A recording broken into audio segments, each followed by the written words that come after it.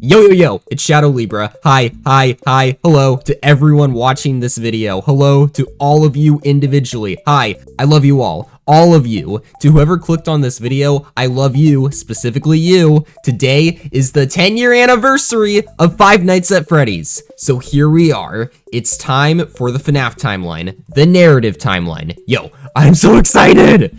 I'll talk more about what the series means to me at the end of the timeline. Okay. Here's the narrative of Five Nights at Freddy's 1, 2, 3, 4, Sister Location, and Pizzeria Simulator. I also want to say a couple thank yous, mainly to my Tawny and Spencer, because they're the ones who have really encouraged me to do this. So I want to say thank you to them. And also, Spencer made a cool shout out video that I'm gonna leave a link to in the description. Okay. A lot of this is inspired by stuff both my Tawny and I believe. Okay. I'm good.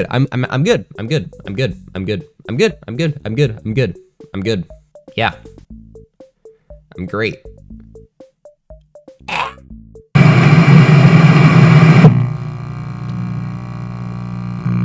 A brilliant man named Henry Emily, living in Utah, has always had a passion for wanting to entertain children.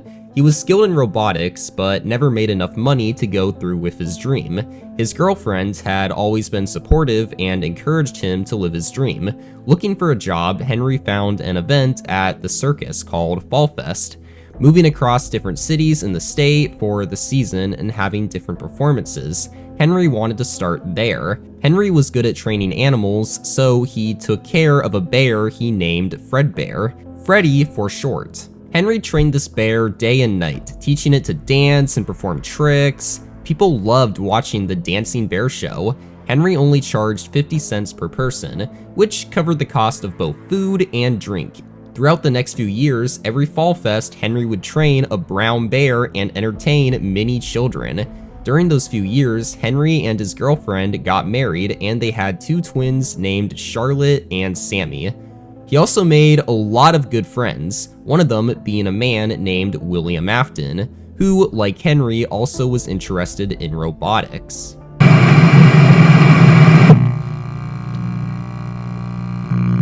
After one of the performances, Henry realized they could make this show something bigger. Since William was also an expert in robotics, he went to him. Henry and William wanted to open a restaurant with animal mascots. They decided they would use animatronics. However, that could limit the dance moves, so Henry wanted to use the animatronics as costumes, giving him the idea to use springlocks and hold back animatronic parts so a person can wear the suit. Henry thought to make Freddy a yellow bear and give him a black hat and bow tie. Henry thought Freddy needed a friend, so he thought maybe a rabbit character would do. It was an interesting contrast, two very different animals being best friends. Henry named the rabbit Bonnie because it was similar to Bunny. Like Freddy, Bonnie was also yellow, and he was given a purple bow tie. Henry thought of all the ideas for entertainment, while William was just able to think of business-related stuff. William was smart, but he wasn't very creative. He was slightly jealous that Henry was able to think of all the fun stuff.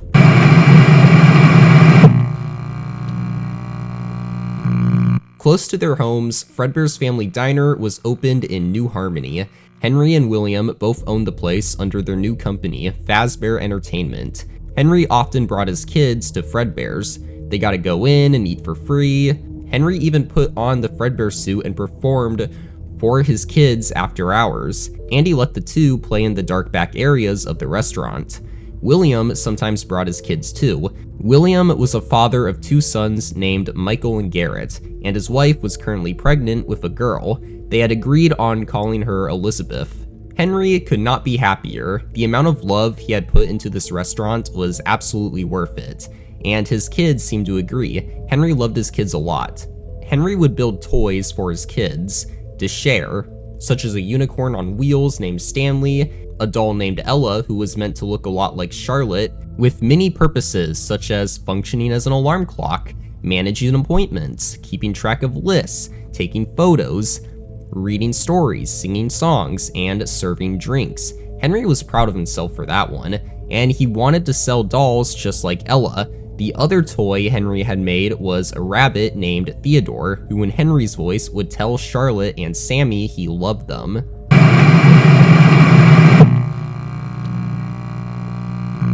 While things have gone great for Henry's family, William wasn't exactly able to say the same.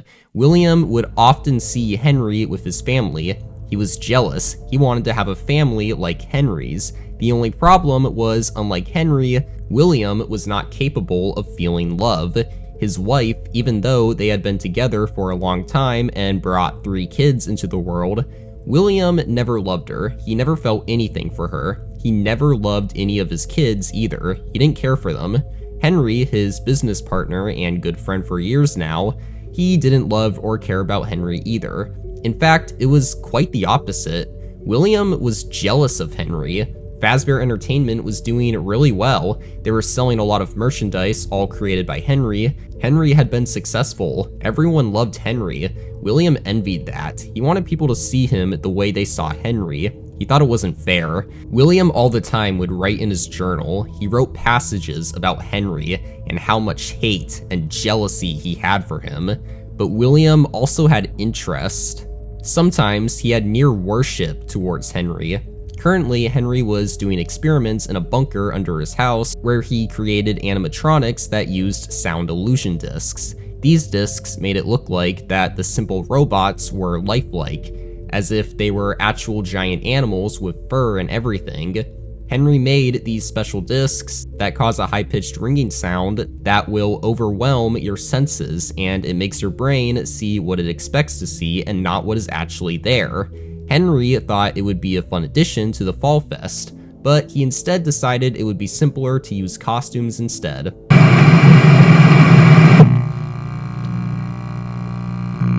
After Fredbear's had made enough money, Henry and William expanded in Hurricane. They opened a brand new restaurant called Freddy Fazbear's Pizza, a pizzeria with an arcade, a ball pit, and plenty of entertainment, including new animatronics. Henry thought since the company was called Fazbear Entertainment, perhaps the main character should be Freddy Fazbear. He changed Freddy from being a yellow bear to being a brown bear, still with a black hat and bow tie. Bonnie was now a blue rabbit with a red bow tie. The Fredbear merchandise had 2 extra characters named Chica and Foxy. Chica was a chicken with a bib that read, "Let's eat," and Foxy was a fox who was also a pirate with an eye patch and hook. Henry turned Chica and Foxy into actual animatronics.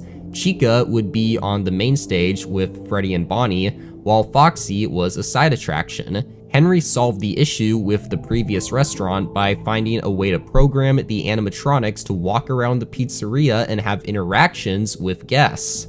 While Freddy, Bonnie, Chica, and Foxy were now full animatronics, Henry did want to keep the yellow bear and rabbit, so he gave them the names Fredbear and Spring Bonnie. At Freddy's, Fredbear kept his black hat and bow tie, but at Fredbear's, Fredbear was given a purple hat and bow tie. Henry and William didn't only open Freddy's in Hurricane, they had enough money to where they were able to open Freddy's locations all over the country. Henry even found someone to help him make the animatronics. Recently, a man named Edwin Murray had signed a contract for Fazbear Entertainment where he would help them create animatronic characters, some fully animatronic and others as springlock suits. Unfortunately, there were a lot of springlock incidents happening. Employees would do something as simple as breathe wrong and the animatronic parts would go back into the suit. The springlocks tripped and the employees were crushed. They would bleed out as their lungs drowned in their own blood, which resulted in the employees not being able to scream, no matter how hard they tried. The employees would bleed out and die in the suits, so the springlocks had to be retired at all locations. Edwin was tasked with looking over the springlock suits and finding a way to make them safer so he could bring the springlocks back. However, Henry decided for the safety of his employees, he'd retire the springlocks, and Fredbear's Family Diner just had normal animatronics and normal costumes be used at the same time. Henry had created another character called the Puppet. The Puppet was a security system designed to protect Charlotte and Sammy. They would be given a green wristband, which allowed the puppet to know to watch over them. One night, Henry was busy and wasn't able to watch his daughter, so it was just Charlie at Freddy's. A few kids thought it would be fun to pick on her, so they locked her out of the building and blocked off the puppet from getting to Charlie. Charlie began to cry as she was locked out of the restaurant. Her father wasn't around and no one could help her. Even worse, it was pouring rain and she was becoming soaked. Charlie wanted back inside. She wanted to be in her father's arms. The puppet broke out of its box, but then saw Charlie outside.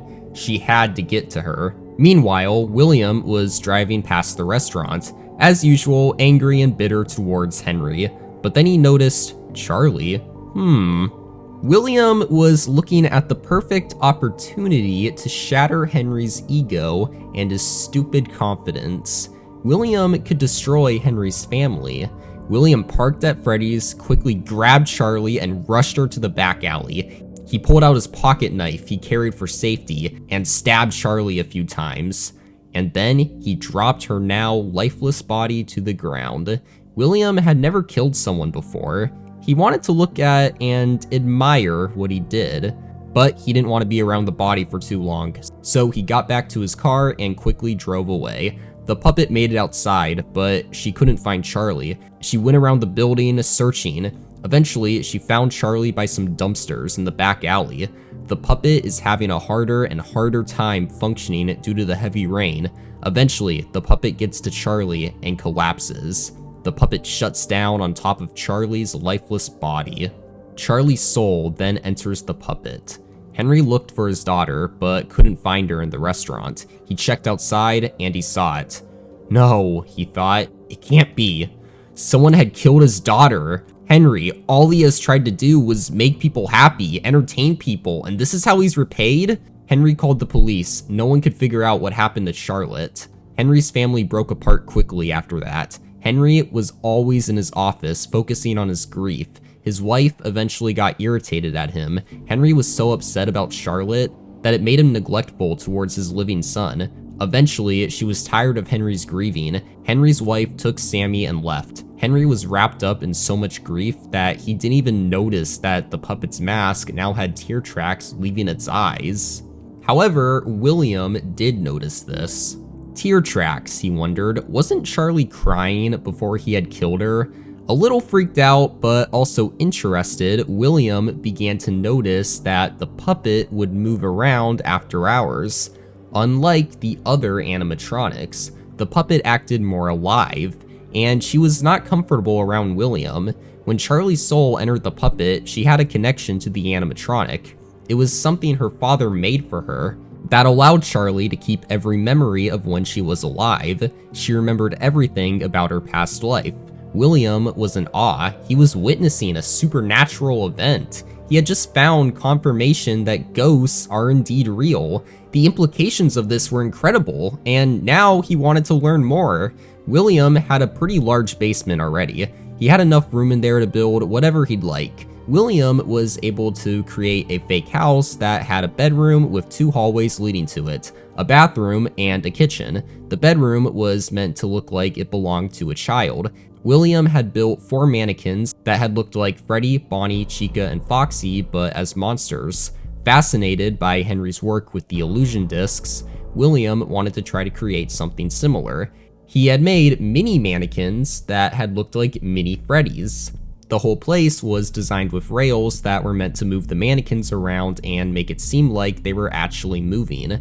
William had bought lots of wafers that were full of all the nutrients a human body needed to survive.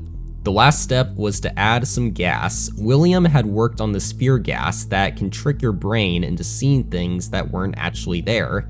William's goal in all of this was he wanted to manipulate others' reality. William wanted to know what would happen if a child faced the same nightmares night after night, with no real break during the day. He wanted to learn how to manipulate souls. He had created the house, the mannequins, and the gas, but he wanted to try another thing. So William had built a hallway in the basement meant to look similar to the fake house. In this hallway, William put a chair on one end and an X on the other end. He brought a toy called a plush trap chaser on the chair. Plush trap was a toy designed by Fazbear Entertainment to move in the dark and stop in the light. This would be part of his experiments. Perhaps if he could convince a child that mannequins wanted to kill him, then he could convince that kid that Plushtrap wanted to kill him too. William also created a new animatronic to make this section extra scary. It was a humanoid robot named BB with sharp claws and teeth. William knew any child he put in there would be terrified, but who was William going to experiment with? How about Garrett, his younger son? Michael was a bit too old and Elizabeth had only just started learning to walk, so Garrett made the most sense. One day when William picked up Garrett from school, he told his son that they had some important things to do. Garrett was curious on what his father wanted him to do and followed him to the basement. William brought Garrett to the fake house and told him to wait in the bedroom. William then exited and turned on the fear gas, and he turned on the rails. Garrett, waiting patiently in the bedroom, wondered why his robot caterpillar and phone toys were down there, but he didn't get to think about that for a long time as he could tell the room was filling up with some sort of gas. It was making Garrett high as he started to hear footsteps on his left. Thinking it was his dad, Garrett went to the door but was shocked to see Bonnie coming towards him. But not just any Bonnie, this was a monster, twisted, nightmarish version of him, with tears in the fabric, sharp teeth and claws. Garrett shut the door and ran to the right side, where he encountered Chica, but this wasn't normal Chica. This Chica was hideous. Garrett shut that door too, but then he saw this horrible version of Foxy exit the closet and come towards him. Garrett turned around to run, where then he noticed 3 mini Freddys on the bed and one big one reaching out to him. Tears rushed down Garrett's face as he thought he was gonna die, but then the animatronics were gone. Garrett ran out of the room, making it towards the kitchen. Starving, he grabbed a banana, but it tasted weird. But food was food. After a day passed, Garrett went back to his bedroom where he faced off against the evil animatronics again. William watched the cameras he hid in the bedroom as Garrett repeated the same process over and over again. Sleep, get scared, eat, repeat. For Garrett, it felt as if many days went by. However, it had only been about 30 minutes. Eventually, William let Garrett out of the fake house. Garrett was in tears and wanted to hug his father, happy to see him again, but William took Garrett to another room where he had to face Plushtrap. Garrett had played with these before, but he wondered if this one was evil. He managed to use the flashlight to stop Plushtrap on the X. William made Garrett do it again, but with BB. Then, William let Garrett out of the basement. William was interested in what he had just done. He had managed to completely manipulate Garrett's reality. His theory had been proven. He can easily fool a soul. He could make souls think what he wants them to think. Throughout the next few months, William spent the weekends putting Garrett in the experiment rooms. He had also figured out ways to manipulate Garrett's reality outside of the experiments too. William had given Garrett plush toys of Freddy, Bonnie, Chica, and a headless Foxy. Garrett seemed okay with having the plushies around, but he did not want to step foot into Freddy's or Fredbear's ever again, no matter how much he loved the carousel. The animatronics were too much for him. He didn't trust them. William created a Fredbear plush with AI put into it that made it walk and talk to Garrett. William made the plushie's voice sound similar to his own.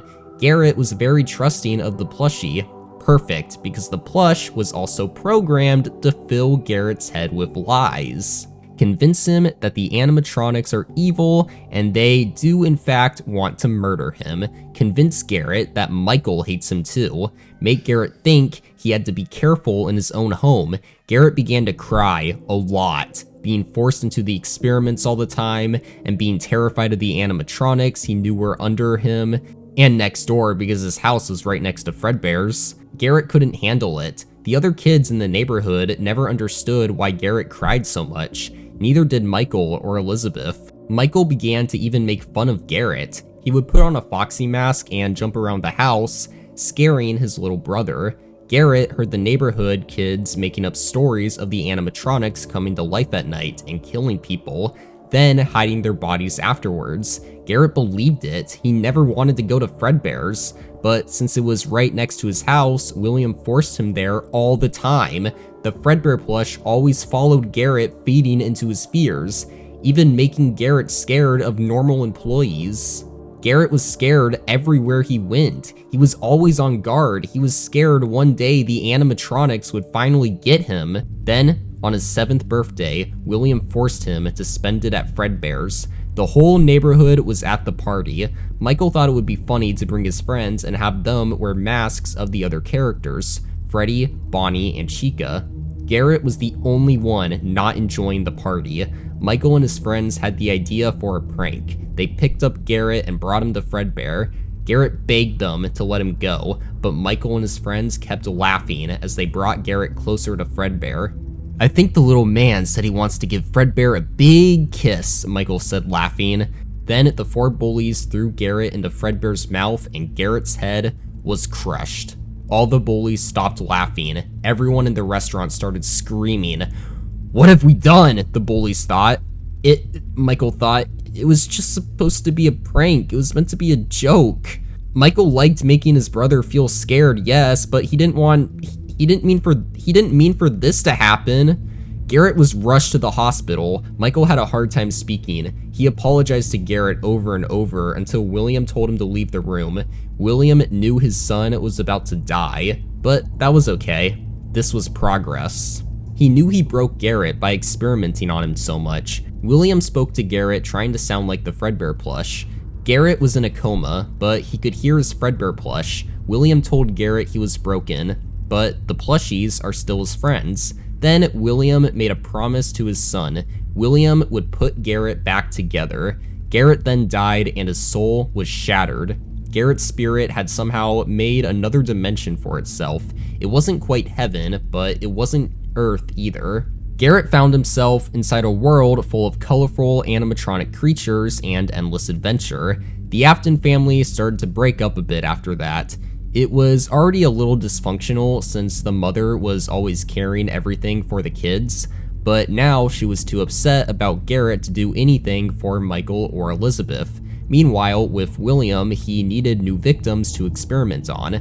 So he made a sewn-together spring Bonnie suit and he began to go to kids' houses, usually kids he recognized from Freddy's. Fredbear's had closed after the incident. William came to many kids' houses dressed as Spring Bonnie. He used a sewn-together suit, lured them out their window, and brought them to his place where he continued to experiment on them. Unlike what he did with Garrett, William just left them in the experiment room for weeks, until he observed them enough, killed the kid, and found a new one to do the same experiments on.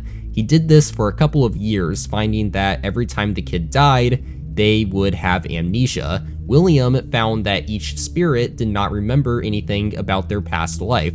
The dead forget. So not only did William know it was easy to manipulate a soul's reality, but he now knew that it's even easier when they don't remember anything. A light bulb then turned on in William's head. That family he's wanted for so long. He knew how to get it. He remembered, thanks to Charlie being in the puppet, that possession was 100% possible. What if he could kill a group of kids and get their souls to possess the animatronic somehow?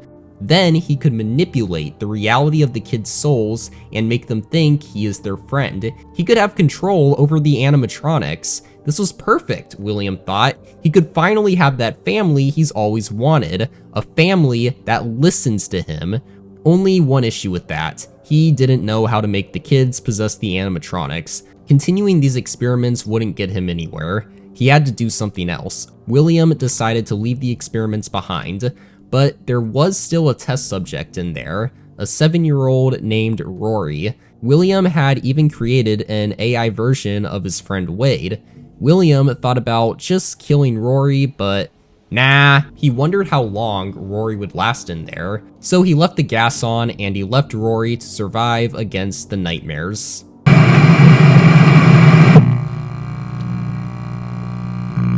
Circus Baby's Pizza World, the new restaurant in town featuring brand new animatronics, Circus Baby and the Bitty Babs, Ballora and the Mini Renas, and some old faces rebranded. Funtime Freddy, Bonbon and Bonnet, Funtime Foxy and Lolbit, and Funtime Chica, plus a springlock suit.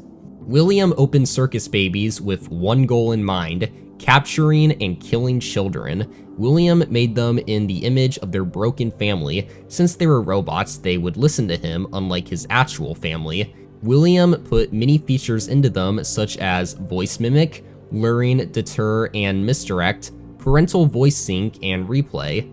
William started his own company, Afton Robotics. However, it was a subsidiary to Fazbear Entertainment. William knew if he told the higher-ups at Fazbear Entertainment what he was programming his animatronics to do, he would never get the approval to open Circus Babies. Luckily, William was a really good liar. When talking with the board of directors, they were curious about the special design choices. William lied and got away with it. He was able to open Circus Baby's Pizza World to the public. Now, for the next step of the plan, William wanted to make sure the Fun Times would capture and kill as many kids as possible. He would even help by luring kids away in the springlock suit. However, unfortunately, Elizabeth. William's wife was insisting he takes Elizabeth with him to Circus Babies. William wished he could just leave Elizabeth home. He had already found her to be quite a nuisance. Elizabeth, she had been desperate for her father's love since she was born. She tried to play with him sometimes, which would result in William screaming at her to go away, maybe even throwing things at her or hitting her. Elizabeth's world revolved around wanting her father's love. She'd do anything for him, anything, but William never gave her a glance. He never cared for his daughter. Elizabeth noticed William was working very hard on Circus Baby. Elizabeth was interested in Baby, especially since she had been built in her image, the face of a child with red hair and pigtails. Elizabeth didn't realize the Fun Times were just meant to look like the Afton family. Ballora was his wife, Funtime Foxy was Michael, Funtime Freddy was Garrett, while Bonbon was his Fredbear plush. And lastly, the springlock suit was William. Elizabeth begged her father over and over again to see Baby. William said no every single time. Elizabeth was desperate for her father to put the time and effort into her that he did with Baby. William obsessed over Baby. On the grand opening of Circus Baby's Pizza World, William had to bring his daughter with him. That already annoyed him. Elizabeth kept begging and begging to see Baby. William was sick of it. He checked his watch to see if the Fun Times got any kills yet. Nothing. Funtime Foxy and Ballora had both almost lured someone, but they were interrupted by the kid's parent. Useless, William thought. Fine, he would do it himself. William didn't care about watching Elizabeth anymore. He didn't want that brat around anyway. William put on the springlock suit and started to look for a kid to kill. Daddy isn't watching, Elizabeth said. She went to Baby's stage. Baby had just got done with playing with a group of children, and Elizabeth approached. Elizabeth was amazed. Baby really did look like her. Sure, she was a lot bigger and the eyes were the wrong color, but it did look like her. Elizabeth was so happy to finally play with Baby. Baby opened up her stomach and offered Elizabeth a vanilla ice cream cone. Hungry, Elizabeth came to Baby. Where were the other children, she wondered. Oh well, who cares? This is gonna be an amazing day. Elizabeth couldn't believe her dad kept saying no. Elizabeth reached out to grab the ice cream cone, and then a claw shot out of Baby, grabbed Elizabeth and pulled her into her stomach. Elizabeth tried to scream, but she was silenced as she was forced into the stomach cavity. Elizabeth was quickly killed inside of there. Meanwhile, William was in his suit watching a kid, but then he got an alert. He checked his watch. Baby got a kill. Finally, he thought. Maybe these animatronics were doing their job after all. William took off the suit and went to where he was watching Elizabeth. Wait, where was she? Uh-oh. William pulled the emergency stop button, and the whole place shut down. Everyone was evacuated out of the building. Quickly, William went to check Baby. Sure enough, Elizabeth was in there. That wasn't exactly the plan, but hey, at least now he won't get caught. William took all the fun times out of the restaurant and loaded them into a truck, taking them to his place, where he'd kept them in the basement. He'd tell the public there were some gas leaks or something. William paid close attention to Baby that night. Is there anything to indicate possession? Baby had been still. Wait a minute. Didn't he give Baby blue eyes? Yes, William was amazed. The blue eyes he had given Baby were now green, the color of Elizabeth's eyes. Elizabeth's soul was in there. That's how we can get the animatronics at Freddy's to be possessed. The spirit follows the flesh and also the pain. He will have to stuff their bodies inside the suits before they die. Like Elizabeth, if they die inside the suits, their souls will be trapped inside of the animatronics. He just had to recreate the accident. Yes, it was time for William to enact his plan. June 26, 1985, Gabriel's 7th birthday party. He had invited 4 of his friends that day: Susie, Jeremy, Fritz, and Cassidy. William was going to make sure he gained their trust. The spring locks were off limits now, but William didn't care. He went to the safe room and put on the Spring Bonnie suit. Then he came out and found the group. The kids really enjoyed talking with Spring Bonnie. William played with them, pretended to be jealous he couldn't eat the pizza too, and he was overly nice to the kids. Cassidy loved Spring Bonnie so much, she drew a picture of her and her friends playing with him. After a while, William was ready. He had gained their trust. Susie had seemed the most vulnerable. William noticed she was having the least amount of fun. Susie had been going through a lot before the party. Recently, she had gotten in a fight with her sister Samantha over a doll named Gretchen. The doll was for her to share with her sister, but Susie and Samantha fought all the time. Eventually, Susie hid Gretchen and didn't tell Samantha where. Samantha was not happy about that, but to make matters worse, recently Susie's dog had run outside and gotten hit by a car. Susie loved her dog a lot, and this just destroyed her. She had vented about everything to Spring Bonnie. William knew she was the easiest target. As Spring Bonnie, William told Susie that her dog was alive. He could show her. And Gretchen, he knew exactly how to make sure Samantha never got her hands on Gretchen again. Eager, Susie followed Spring Bonnie to see how he would help. She was also happy to get to see her dog again. Susie followed William to the safe room. William opened the door to let her in. As Susie was wondering where the dog was, William had shut the door, pulled out his knife, and stabbed Susie. Not too much though. He needed her alive. For now. Susie was only passed out.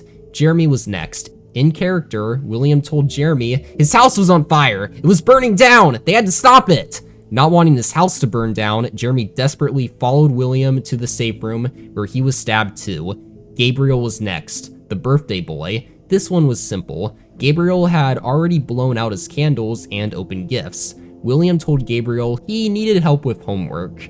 Gabriel agreed to help Spring Bonnie and followed him, which led to another stab. William decided to be daring when luring Fritz. Susie, Jeremy, Gabriel, they are all being held hostage by these evil people, Spring Bonnie panicked. Fritz wanted to be a hero and save his friends, so he followed Spring Bonnie. Fritz was taken to the safe room, relieved his friends were only passed out, but then he joined them. William only had one more victim, Cassidy.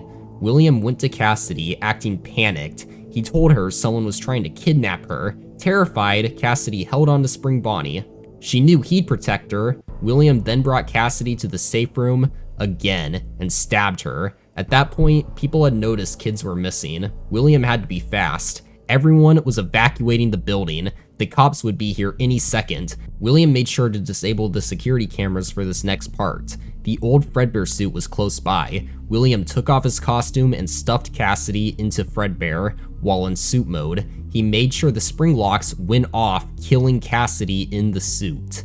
Next, William rushed the other kids to the dining room. He stuffed Fritz into Foxy, making sure he bled out and died inside that suit. Jeremy died after being stuffed into Bonnie. Gabriel died after being stuffed in Freddy, and Susie died when she was stuffed in Chica.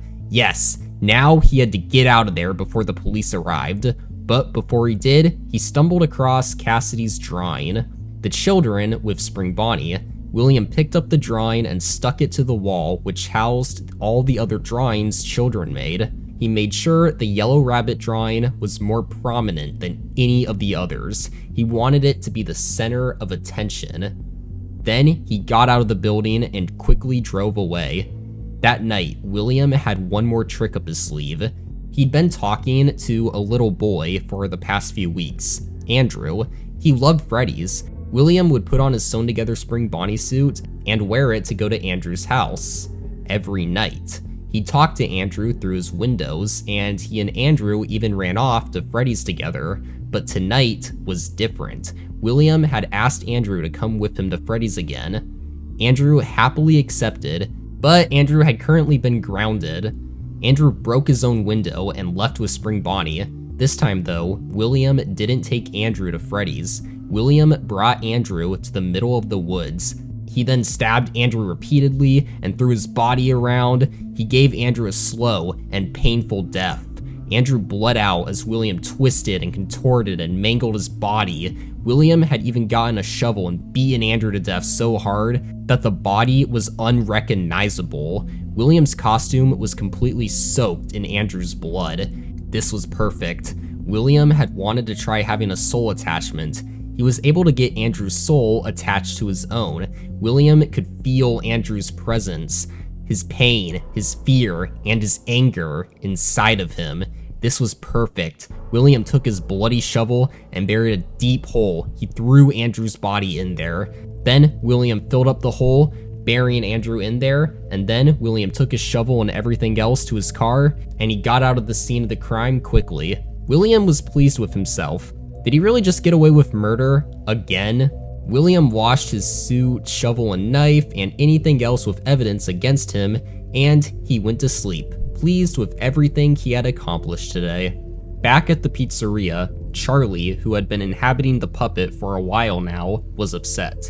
Did William really just kill 5 more children? She could tell their souls were now trapped in the animatronic suits. Determined to help them, Charlie gave the kids a gift. She feared that if they possessed these characters for too long, they would start to think they are literally the animatronics they were trapped in. Charlie wasn't allowing that. She made sure they always saw themselves as the kids they once were, but this new life was painful. She knew. Charlie made another decision. She was going to give them a new life. Charlie tricked the children into thinking they weren't actually dead. They were just stuck in the pizzeria, and they now have this cool new ability to control the animatronics. The kids weren't huge fans of being stuck in the pizzeria forever. However, Charlie knew this was better than the kids knowing their true situation. The next morning, William woke up with a loud knock on the door. It was the police. They had a warrant for William's arrest.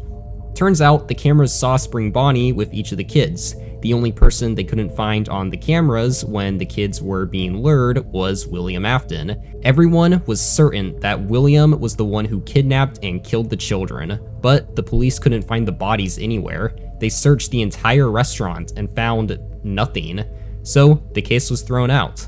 They had to let William go. Unfortunately, without the bodies, they couldn't confirm he did anything. Henry was furious. Like everyone else, he figured William did it. His own business partner, the man he trusted. How could he do such a sick... When Charlotte was killed a couple years ago, did William murder his daughter? Henry had to throw up. He didn't want to ever see William Afton step foot in a Freddy Fazbear's Pizza again.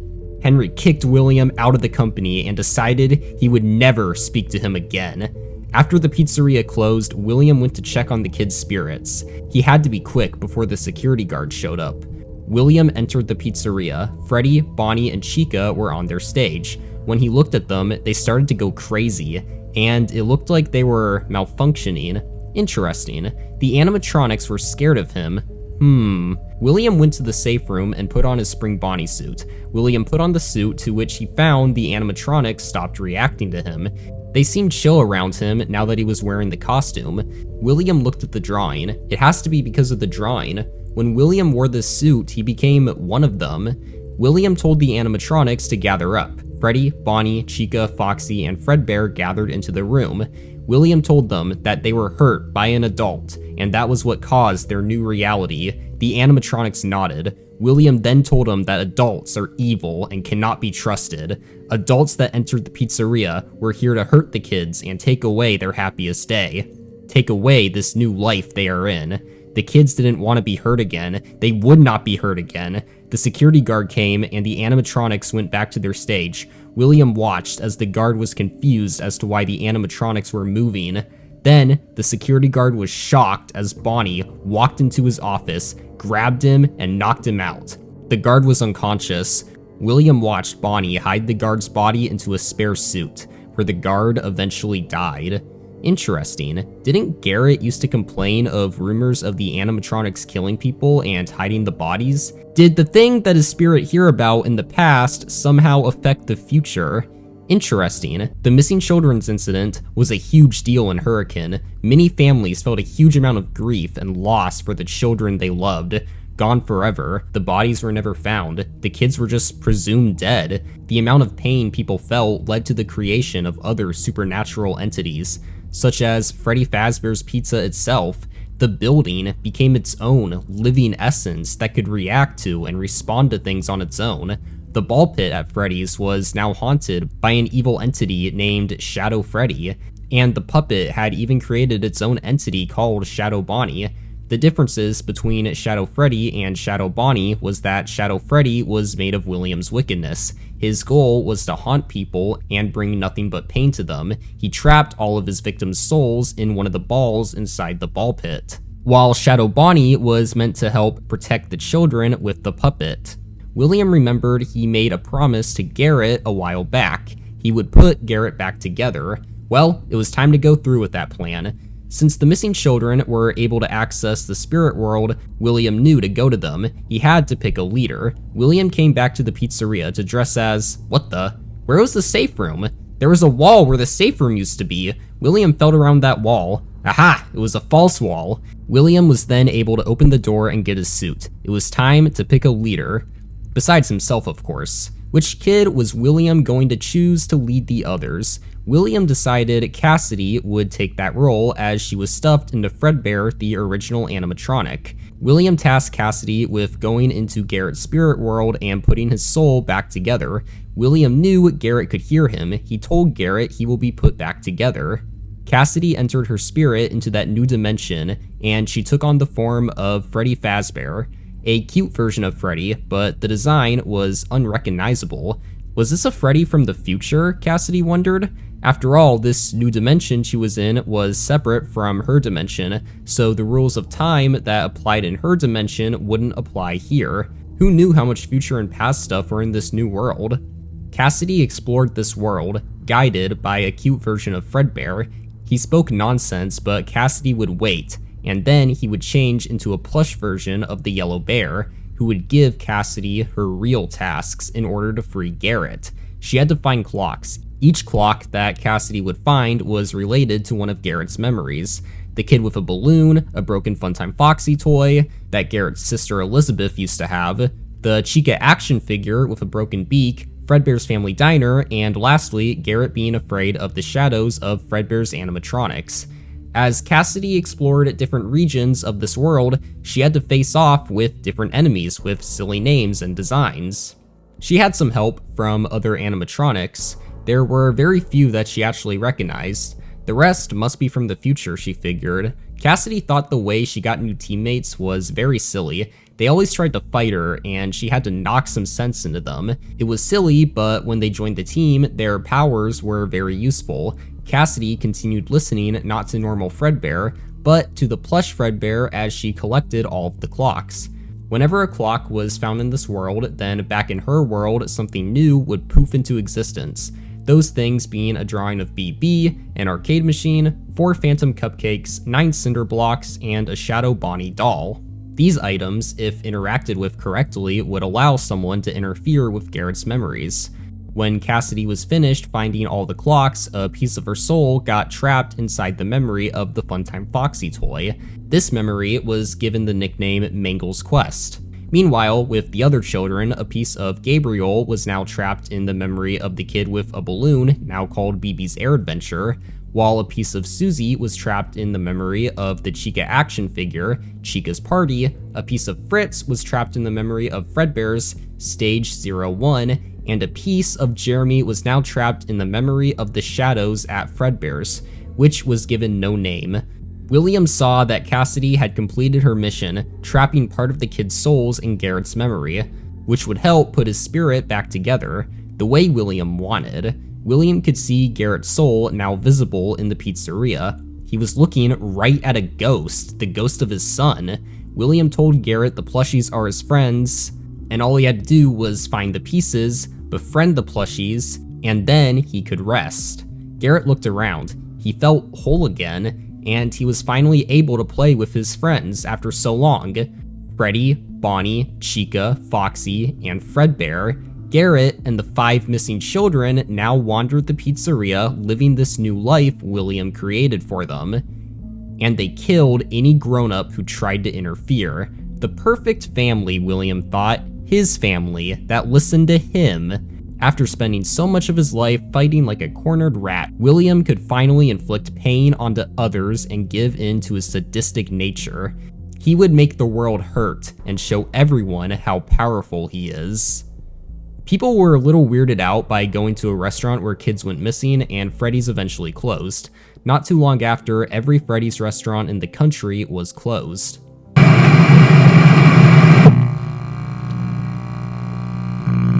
It's been a year since the tragedy at Freddy's, and Susie's family was not doing well. After Susie died, her dad just left. He said it was too hard to keep going. A day never went by where Susie's mom didn't think about the incident, and Samantha, Susie's sister, was still seeing a therapist named Rhonda. Samantha wasn't very talkative with Rhonda, and their sessions often went nowhere. Rhonda began to call Samantha out on not sharing. Samantha admitted that she had no idea where Gretchen was. She knew Gretchen, the doll, was the reason Susie was vulnerable in the first place. If they never fought about that stupid doll, then maybe Susie would still be alive. Every night, Samantha could feel a presence. It was like Susie was here. Little did she know, Susie was very much there. Susie's spirit had been leaving the pizzeria time and time again to be with her family. She always tried to talk to her mom and her sister, but they always ignored her. Susie didn't understand why. She didn't have the knowledge her family had. Unfortunately, during the night, Chica would teleport out of the pizzeria and to Susie's home. Chica would then take Susie's hand and force her to come back to the pizzeria. It was fall, and Susie's favorite tree, which she had nicknamed Oliver, was losing its leaves. As the leaves continued to fall off the tree, Susie's time with her family became more and more limited. Susie tried talking to Samantha, but she never got her attention. She had to try something else. One night, when Samantha wasn't in her room, Susie grabbed a piece of paper and drew herself getting taken away by Chica every night. And Susie made sure to draw how much she wanted the Gretchen doll, but she couldn't remember where it was hidden. Samantha saw the drawings and realized Susie's spirit was here. She was actually here, and she needed help. Samantha was determined. She would find Gretchen for Susie. The last day and night Susie was here, Samantha frantically searched everywhere in the house. She searched every drawer, every room, but she could not find Gretchen. Her mom was wondering what Samantha was up to. When Chica showed up that night, she didn't immediately take Susie. Chica knew that Samantha was looking for Gretchen, and she wouldn't let her. Chica began to come after Samantha. Susie tried to stop her, but she couldn't. Chica chased Samantha around the house, trying to kill her. Samantha headed to her dad's office. She was avoiding looking here. Samantha had been trying to forget her dad. She wouldn't forgive him for leaving the family. After Susie disappeared, he said it was too hard. Samantha pleaded that was why she needed him, but he just left. Samantha headed to a shelf. She tried to tug on it, but it wouldn't move. Frustrated, Samantha kicked the shelf, causing the unit to pop free, showing a secret room in her dad's office. Her dad always told stories of a secret room, but it turned out to actually be real. Sitting right in front of Samantha was Gretchen. She grabbed it and she ran outside to meet Susie. Samantha watched as her sister's spirit formed right in front of her. It's been a full year since Susie was taken. Samantha had missed her so much, and now here she was. Samantha gave Susie the doll and pulled her in for a hug. She told Susie how much she had missed her. She told Susie she loved her. That was their final exchange. As Oliver's last leaf dropped, Chica took Susie's hand and took her back to the pizzeria. Susie would no longer be allowed to visit her family. She was trapped with her new family. All she had were the other kids, Gretchen, and the yellow rabbit.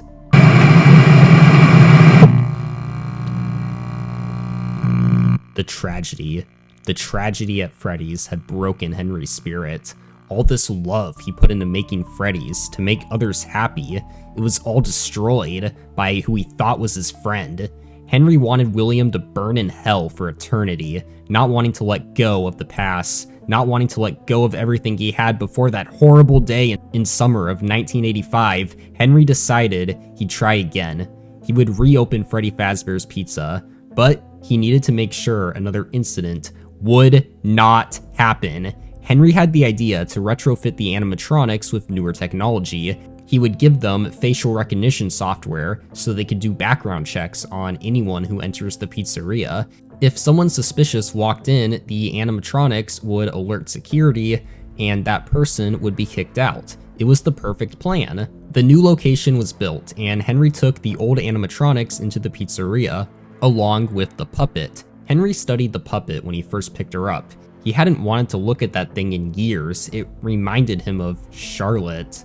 But when Henry was loading the puppet into the truck to bring to the new restaurant, he noticed something.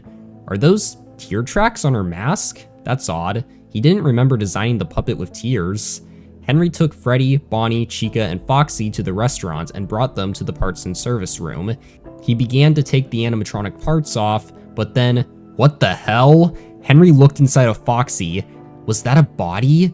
Not just a body, that's a child's body. Henry had to run out of the room to throw up. He didn't want to, but he had to. Henry looked inside the other animatronic suits. He found children's bodies in all of them. William must have stuffed the kids in the suits to hide the bodies. But why? This was sick. These animatronics were done. Henry shut the doors to parts and service, never wanting to see those things again. He had taken the designs of the action figures instead. These will do. He made a brand new Freddy, Bonnie, Chica, and Foxy. He even thought of 2 new characters named BB and JJ. Meanwhile, back at the old pizzeria, Cassidy and Garrett wandered around. Where had their friends gone? Determined to stay with their friends, Cassidy sensed the new home they stayed at, as she teleported the Fredbear suit to that new home. Garrett came with her. Cassidy saw how destroyed the animatronics now looked. She thought it would be fun to transform Fredbear into something more like them.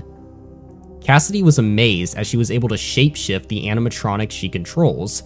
She wondered what else she could turn Fredbear into. William read about this new pizzeria opening. Freddy's was continuing without him? Nah, he would not allow that. He needed to be more involved, but how? From what he read, these new animatronics were programmed with facial recognition software. He'd be caught.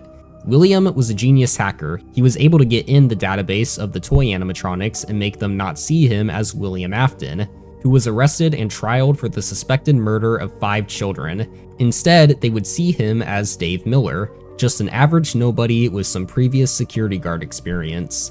William created a fake resume for himself and a fake ID. He then applied at the new Freddy's as the night security guard. It worked. He was hired. However, William knew he couldn't come here as himself or else the old animatronics would attack him. William went to the old pizzeria to get his Spring Bonnie suit. Besides, he also needed to make sure Fredbear— what? Fredbear was gone. Had Cassidy somehow been able to follow the other children? Good, William thought. That made things easier. William brought his Spring Bonnie suit to the new pizzeria. He put it on during his shifts and interacted with the kids. William looked at the new animatronics in the pizzeria. Hold up, is that BB? And could Toy Chica remove her beak? The effects Garrett's death had on future events in this world was fascinating. If William could kill more children, he would be able to expand the family. After a few nights of William working night shift, another miracle happened. That Funtime Foxy toy Garrett had seen in Elizabeth's room was now reality. Kids have been tearing that new Foxy apart and putting it back together over and over again. Another night came and William heard some weird noises. Was someone else here? William checked the cameras. There were others here, 4 children and a teenager. William recognized the teenager. He was one of Michael's friends. He was a couple years younger than Michael. Michael was 19 and out of high school. This boy, however, was 17 and was a junior. Interesting. Why was he here with children that looked much younger than him? William then recalled Michael saying something about one of his friends having a babysitting job, but he didn't really care at the time. Now, he definitely cared. William put on the Spring Bonnie suit and greeted himself to the kids. Michael's friend could tell there was a person in there. There had to be— what? This boy, in his 17 years of life, never would have expected what happened next. The old Freddy, Bonnie, Chica, Foxy, and even Fredbear came over and were playing with the kids. Wow, these animatronics were still functional? Puppet watched all of this go down. She was trying to find ways to scare the kids, warn them, get them out of the pizzeria before it was too late, but no one listened. Charlie tried talking to the other kids' spirits, but they didn't listen. They were angered by the idea that Charlie would dare question the yellow rabbit or accuse him of being a murderer. Charlie couldn't do anything. No one would listen. Still dressed as Spring Bonnie, William told the animatronics to wait in the parts and service room for a surprise. One of the living kids had just got done drawing a picture of her and her friends playing with the yellow rabbit. It was time. All the animatronics were gone, so William grabbed his knife and slaughtered all the kids. They tried to run, they tried to scream, but William was quicker. He killed all the kids and danced around the dining area. This was the puppet's chance. She could show the other kids that the yellow rabbit was bad. Puppet rushed to the parts and service room to get the old Freddy's attention. Gabriel's attention. William was faster, however. He took off the suit by the time Withered Freddy saw the bodies. William ran up to Withered Freddy with a device to shut him down. William then shut all the Withereds off before any of them could know what happened. Now he needed to see if any of the new animatronics became possessed. Mangle was first. William watched Mangle move around frantically. Then the other animatronics started to walk too. Puppet did what she did last time. She gave the kids the gift of not forgetting everything completely, and she gave them the new life being in the happiest day state with the other kids. They didn't know they were dead. William put the Spring Bonnie suit back on and hung up the new yellow rabbit drawing. Charlie was an idiot, he thought. She had just unknowingly helped him. As Spring Bonnie, William gathered up all the toys and told them they were hurt by an adult, and that any adult who came here was evil. The toys listened. Charlie was angry at herself after realizing what she had done. William had to clean up the bodies. Once he was done, his shift was about over. William mocked Charlie as he left the pizzeria. Charlie was upset. She hadn't realized that she was helping William. How could she be so stupid, she thought. Now these kids were going to be scared of adults too. This couldn't continue. Charlie wanted to help the kids. She wanted to free them, but she didn't know how. She didn't know how, and she hated that. William wanted day shift. He reported the animatronics moving at night, but his real motive was that he wanted night guards to be killed. That couldn't happen if he was the night guard. William was moved to day shift. Rumors were starting to spread about the pizzeria. The local neighborhood kids who were missing were suspected to have disappeared at Freddy's. Michael and his friend Jeremy Fitzgerald saw that one of the missing kids was their friend. They wanted to know what happened. Why had their friend disappeared? Was it connected to Freddy's? Michael and Jeremy saw the night guard position had opened, but Michael was hesitant to work there. His father was banned from Freddy's. Him just being related to William could get him in trouble. Jeremy agreed to take the role as night guard. His background was clean anyway. Jeremy got the job and began his first night.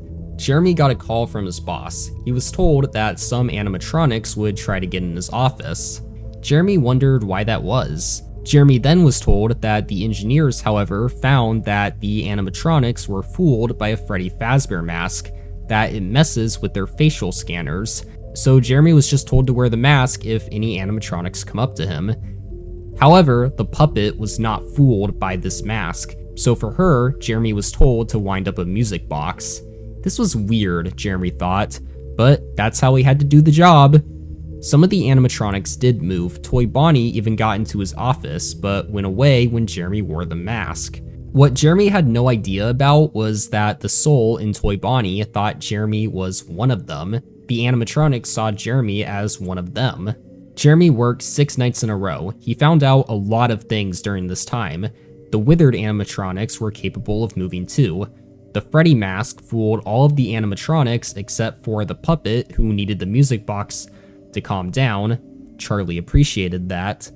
And withered Foxy, who needed to be flashed with his light. When Jeremy came home at night, he had the feeling he was being followed. Meanwhile, in the spirit realm, the spirits were furious. This man, who only the oldest one in the group seemed to recognize but couldn't remember how, this man was showing up night after night. Who was he? Was he here to hurt them? Take away their happiest day? No, this was not okay. He had to be stopped, killed. Who knew what this man was capable of if they didn't do anything about him? The puppet even agreed to help. Charlie knew the guard was innocent, but she also saw the spirits. They were upset, angry, agonized by the presence of the guard.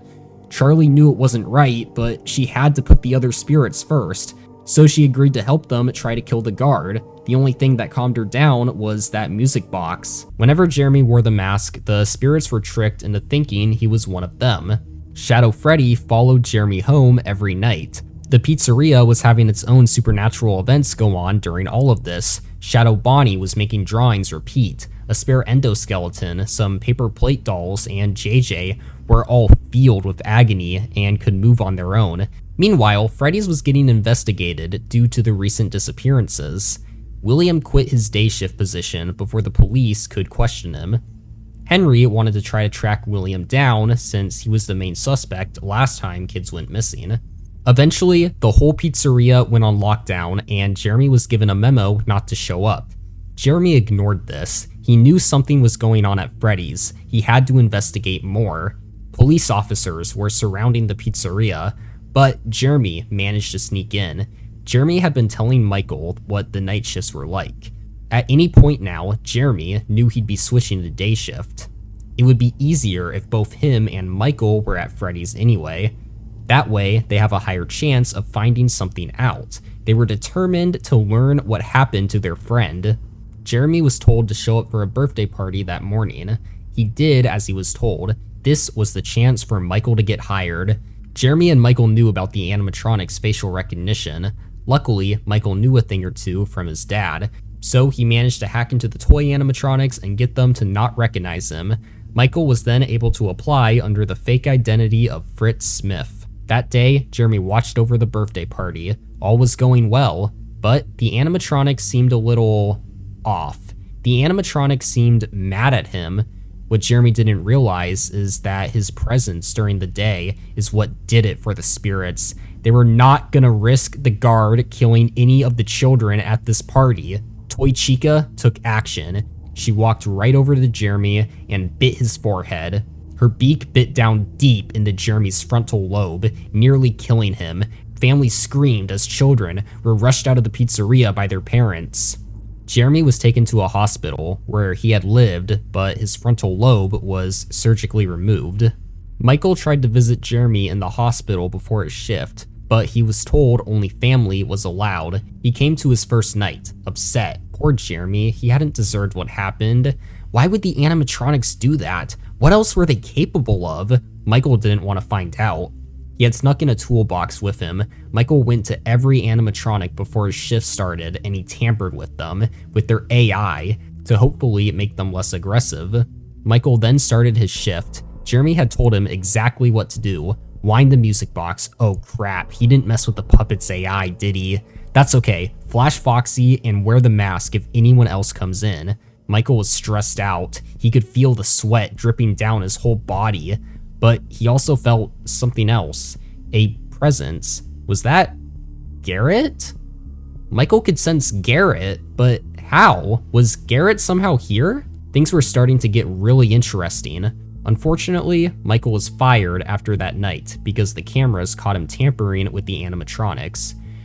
Great, Michael left with more questions than answers. He wanted info on his friend who disappeared, but instead he got no new info on that. His other friend was now in the hospital. He had definitely sensed Garrett in the pizzeria. He also didn't understand why the animatronics were aggressive. There was something bigger here. Michael knew it. but he saw the news. Freddy's is now closing due to the bite. Now what?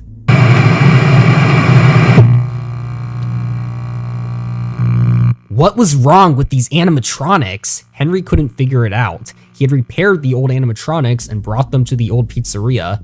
Unfortunately, Fazbear Entertainment was losing money, so Foxy could not be repaired, another side effect from Garrett's death. The place was refurbished. Henry hired different guards to watch over the place, but the animatronics always killed them and stuffed their body in a suit. Something was wrong with these animatronics. He knew it. The man who filled in empty guard positions knew it too. The puppet would watch as the animatronics continued to kill guards. She couldn't stop them. They only listened to William. However, Charlie decided she would not partake in this anymore.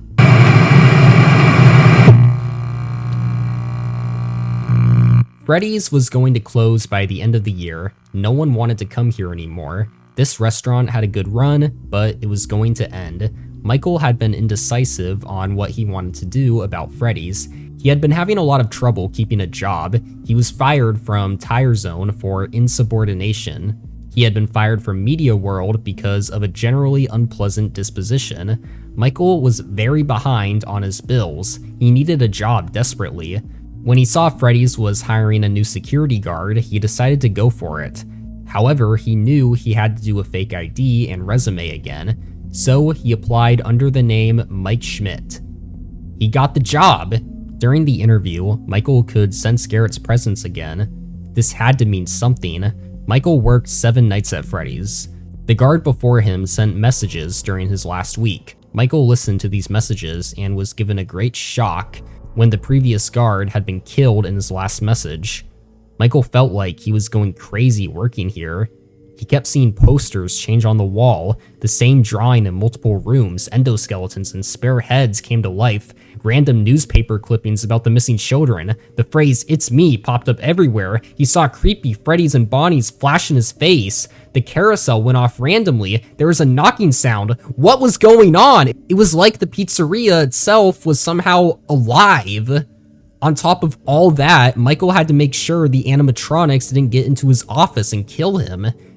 This time he had doors he could shut on the animatronics. However, there was limited power in the building.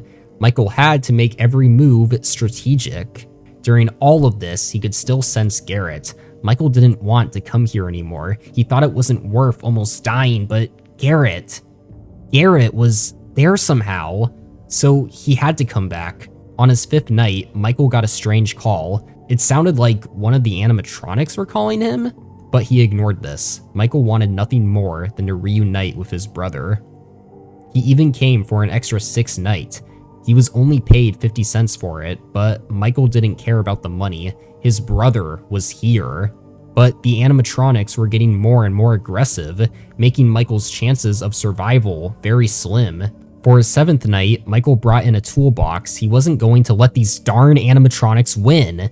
He tampered with their AIs and got a chill night. However, he was caught once again and fired. Michael was also told to take some more showers before he was forced to leave. "You try working 6-hour shifts with these machines trying to kill you," Michael thought. "I bet you'd be sweating too." Now, Michael was kicked out of Freddy's. No way to contact his brother. He was not letting this go. But first, he needed a job.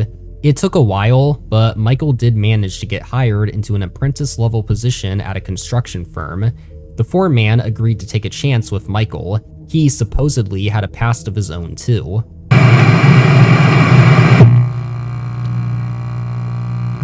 Freddy's was closed, for good. The building was supposed to get the wrecking ball treatment. Actually, it was supposed to get destroyed back in 1985, but no one could let it go.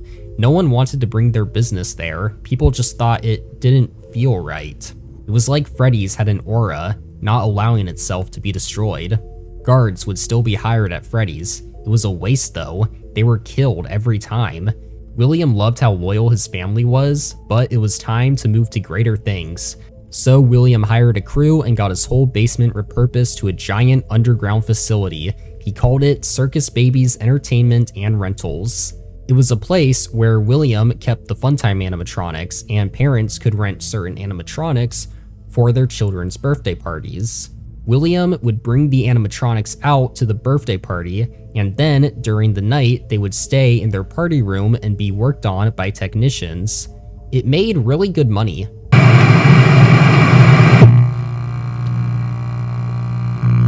Unfortunately, a complication did occur. William completely forgot that he had left Rory in his experiment room. One day, the gas ran out and Rory had almost escaped. He wandered Circus Babies, even found the fake version of his friend Wade. Rory listened to the fake Wade to find the generator to shut everything down, but William stopped him. William convinced Rory to turn the gas back on and stay in the experiment rooms, but it didn't last long. Rory had a second chance to escape and ended up wandering Circus Babies again. He couldn't find his way out. Rory died trying to escape, and his body was found in one of the vents.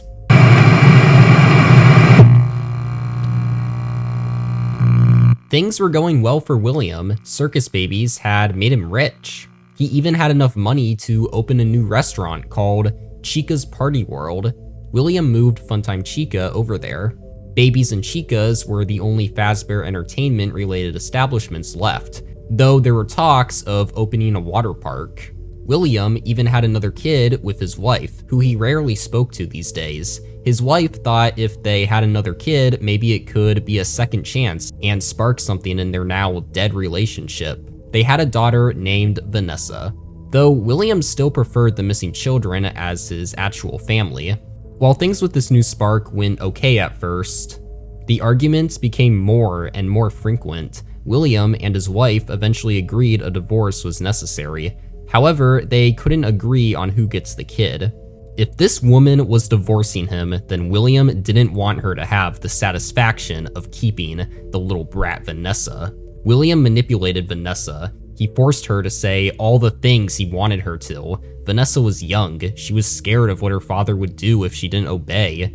She said exactly what William wanted. She had made her mom look so bad that she was not allowed to see Vanessa ever again. Vanessa's mom was in pain. She could never see her child again. Vanessa would grow up with William. What a painful life that would be for her. She should never have tried to make things work with them, knowing her intent was to fix a relationship, but instead, all she did was bring a new kid into the world who would have a life of pain.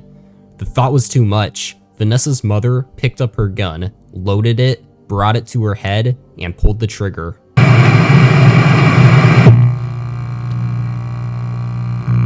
Michael is so annoying. William was so sick of him asking over and over again, why did the robots try to kill me?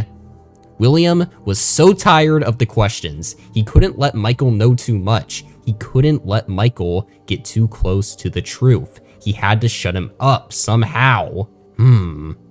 Perhaps he could set a trap? Yeah, William knew what to do about the annoying pest in his ear. He could get him a job at Circus Babies.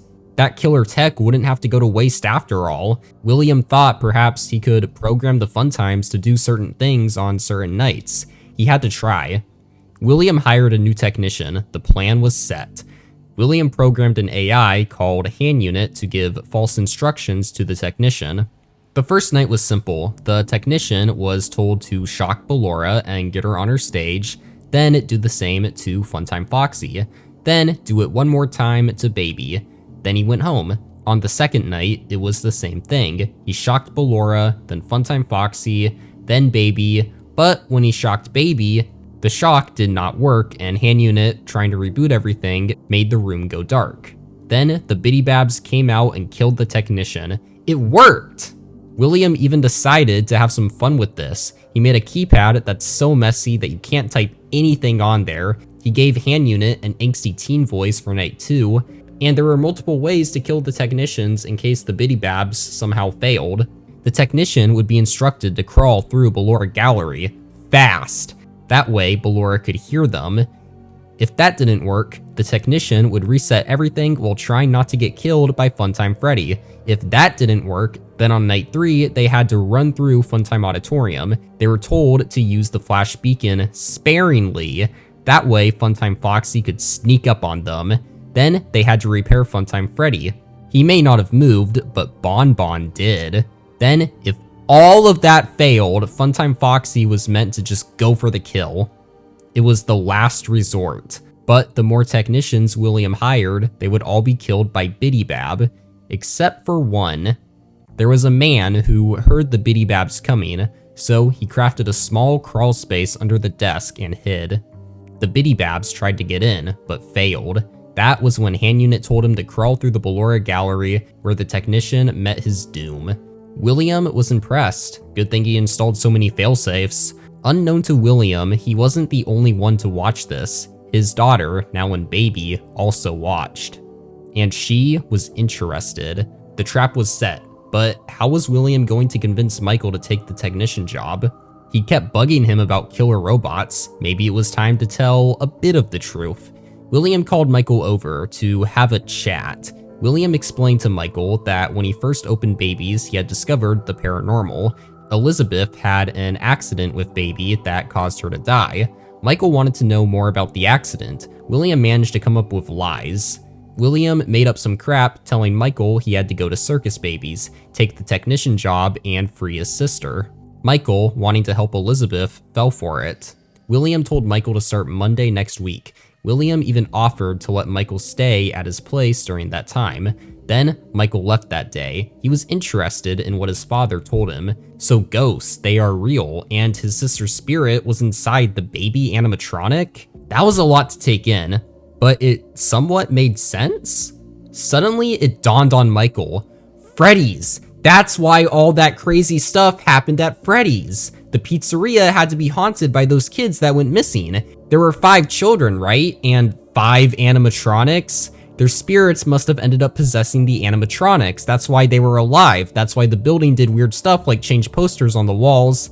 That would even explain how he sensed Garrett. Garrett's soul must be at Freddy's too. Not only Garrett, but his friend, and the kids he was babysitting. Their souls had to have been in those special toy animatronics, right? Michael had to learn more about this, and that was going to start by freeing his sister. He could not wait for Monday. Fool, William thought. He wasn't going to last much longer in this world. Now that the trap for Michael was set, what else could he do? He is spending a lot more time at Circus Babies instead of that old Freddy's. So perhaps it was time to move on. William thought he should bring his family over to the new animatronics.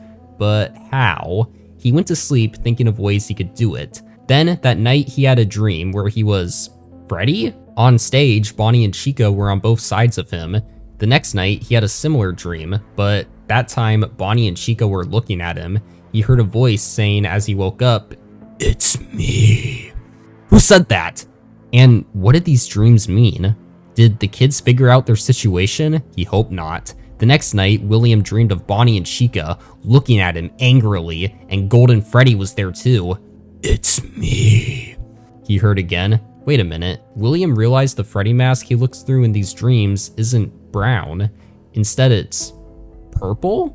The next night, William had the same dream again. The animatronics no longer looked at him, but the puppet. The puppet followed him everywhere. William woke up again, hearing, "It's me." He then noticed a purple bear that looked kinda like Freddy in his room. The bear then faded away. Was that purple bear created by him? Could he maybe influence it somehow? William went to Freddy's that night. He hid in the safe room and communicated to Shadow Freddy. He and Shadow Freddy had a mind link. Shadow Freddy lured in each animatronic to the safe room. First Freddy, then Bonnie, then Chica, then Foxy. When they got lured into the safe room, William destroyed the animatronics one by one. He took their endoskeletons, and he took the kids' decayed bodies. He then did the same thing to Golden Freddy. William loaded up the endos and bodies in his car, and he drove back home, taking them down to Circus Babies. William lit up a furnace as he threw the endos of Freddy, Bonnie, Chica, and Foxy into the furnace, along with the 4 kids' bodies. Everything began to just melt together into this hot metal liquid. William took a syringe and stuck it into the haunted melted metal. He took a bit of the liquid and brought it to an invention he had been working on for a while, the scooper. Scalable creation of ulterior presence. The scooper was being designed to inject this element called Remnant into the Funtime animatronics. Remnant, William had learned from a genius scientist named Dr. Talbert, was made up of memories. It's a mix of the tangible with the intangible. When you take something like, let's say, a soul and mix it with something physical, like, let's say, an animatronic, it would have a similar reaction to the way water conducts electricity. It would make the memories and emotions of the soul feel almost real again, and give life to the animatronic. By luring the kids to the safe room, William had committed the incident from 1985 again. He was going to take away these kids' memories again. They would be in their happiest day-like state still, but this time they wouldn't know they control the animatronics. They would see William Afton as the Yellow Rabbit, whether he wore the suit or not. And they would attack anyone, not just grown-ups. A flaw with the animatronics they were in before, William thought, was that they never attack kids. But now, everyone was going to be a threat to their happiest day. William put all the kids' remnant into the scooper. This time, their souls were going to be split up. They will control every fun time. However, Golden Freddy was the leader before. William wanted that to stay the same, so it would. After the 4 kids were melted and ready to go, William threw Golden Freddy's endo in the furnace with Cassidy's body. They melted together and turned into the same hot metal liquid. William took a syringe and put Cassidy's remnant into a separate section of the scooper. This would be used for Yendo, a spare Funtime Freddy endoskeleton. Everything was set in motion. The last thing needed was his spring Bonnie suit. William always made sure that wherever the missing children were, he had his spring Bonnie suit in that same location. William set a time for the scooper to eject the kid's remnant into the Funtimes, and before he left, he had one more idea. That Shadow Freddy was very interesting to him. Perhaps if he could make a Chaos Child. William grabbed some parts and put together an animatronic similar to Circus Baby. He then just had to call out to Shadow Freddy. Their minds were linked, so it wasn't too hard. When Shadow Freddy arrived, he knew what William wanted. He possessed the baby doll. William named it Eleanor. He then ordered Eleanor to wreak havoc on anyone she wanted. Eleanor obeyed and left the rental service. William then drove off to Freddy's to get his spring Bonnie suit. He made his way to the safe room. Once he did, he heard a noise. William checked behind him as he saw the ghosts of the kids he had killed. Oh no, he didn't have his suit on, which means the kids see him as an adult, not the Yellow Rabbit. However, there was something different about the kids. They seemed unable to move. They just stood there. Phew, the scooper may not have ejected them yet, but at least the work was done enough that the spirits couldn't do anything. Oh no. Cassidy's soul then entered the safe room. She was still able to move. Cassidy began to chase William around the safe room. William was scared because he didn't know what the other spirits could do if he were to get too close. Wait a minute, William realized. All he had to do was put on the spring Bonnie suit. Then the kids would leave him alone. William rushed to the spring Bonnie suit and put it on as fast as he could.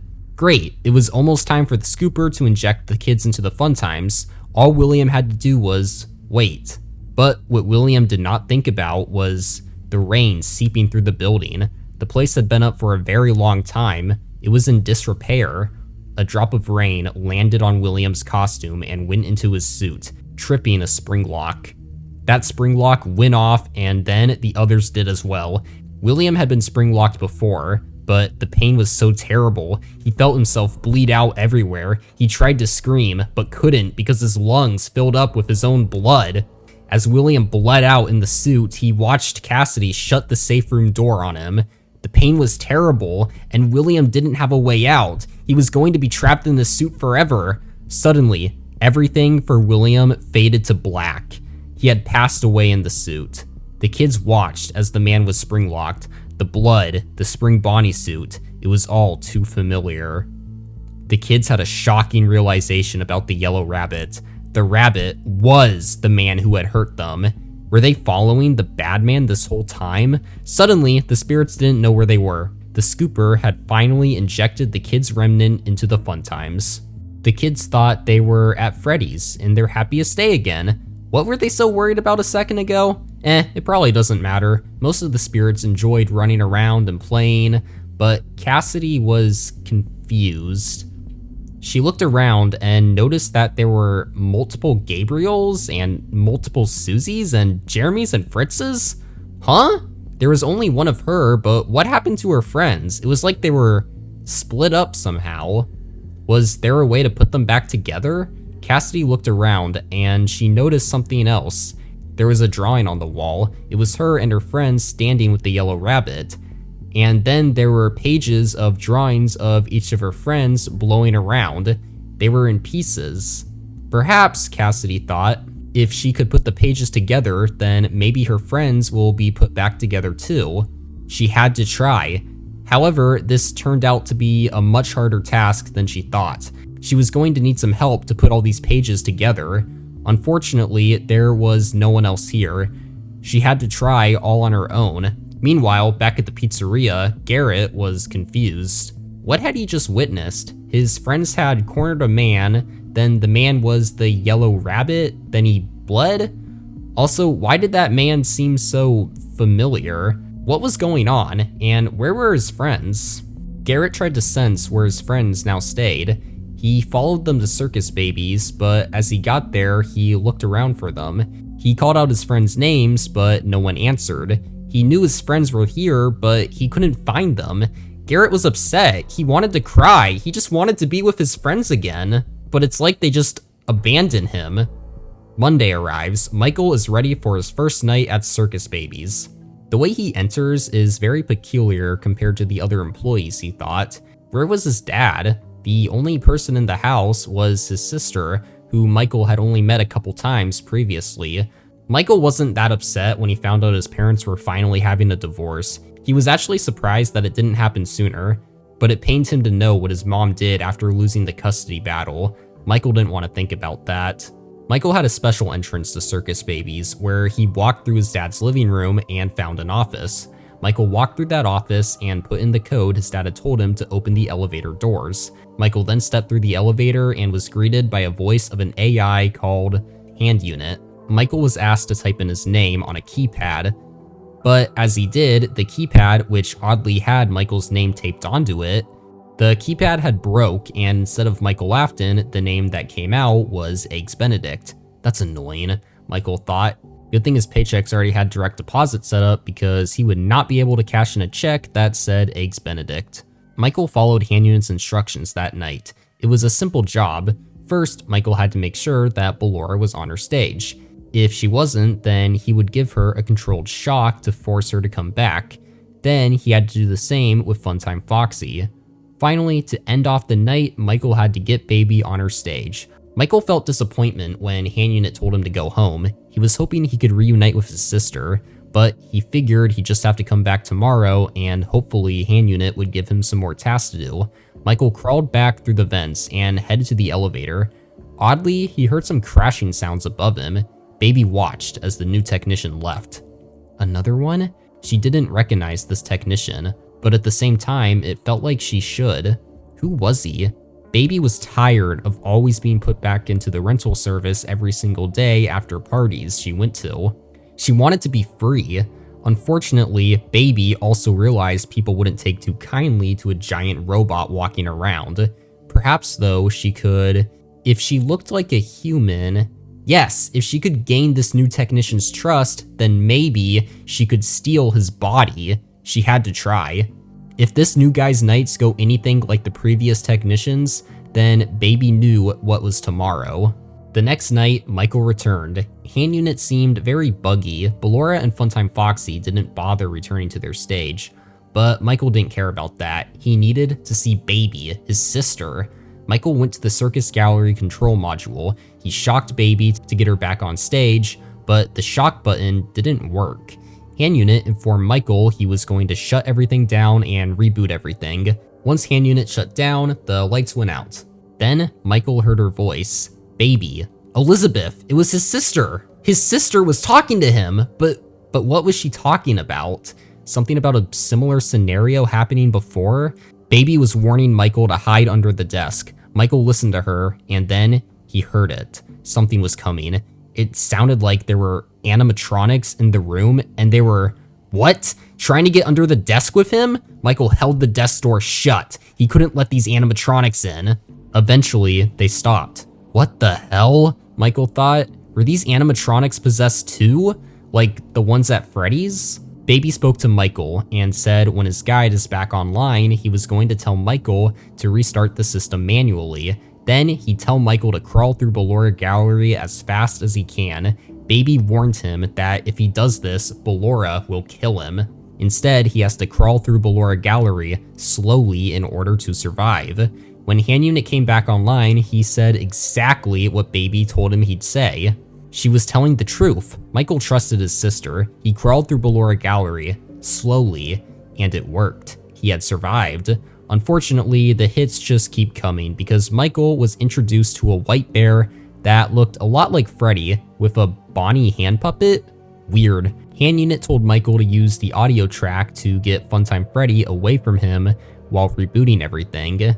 Michael wasn't sure if he could trust Hand Unit, but he didn't have many options. It seemed to work anyway. Michael rebooted everything and then headed home for the night. When he got back, his dad still wasn't home. Where the hell did he go? Was Vanessa going to be okay? Michael quietly headed to Vanessa's room. She was fast asleep. She was okay, for now. Hopefully their dad would come back. Michael then thought over what happened that night. Biddy Bab, Ballora, and Funtime Freddy all tried to kill him. Why? Were they possessed too? They had to be, but by who? More kids? Looks like there are a lot of mysteries for Michael to solve. But for now, he'd watch the new episode of his favorite sitcom and head to bed.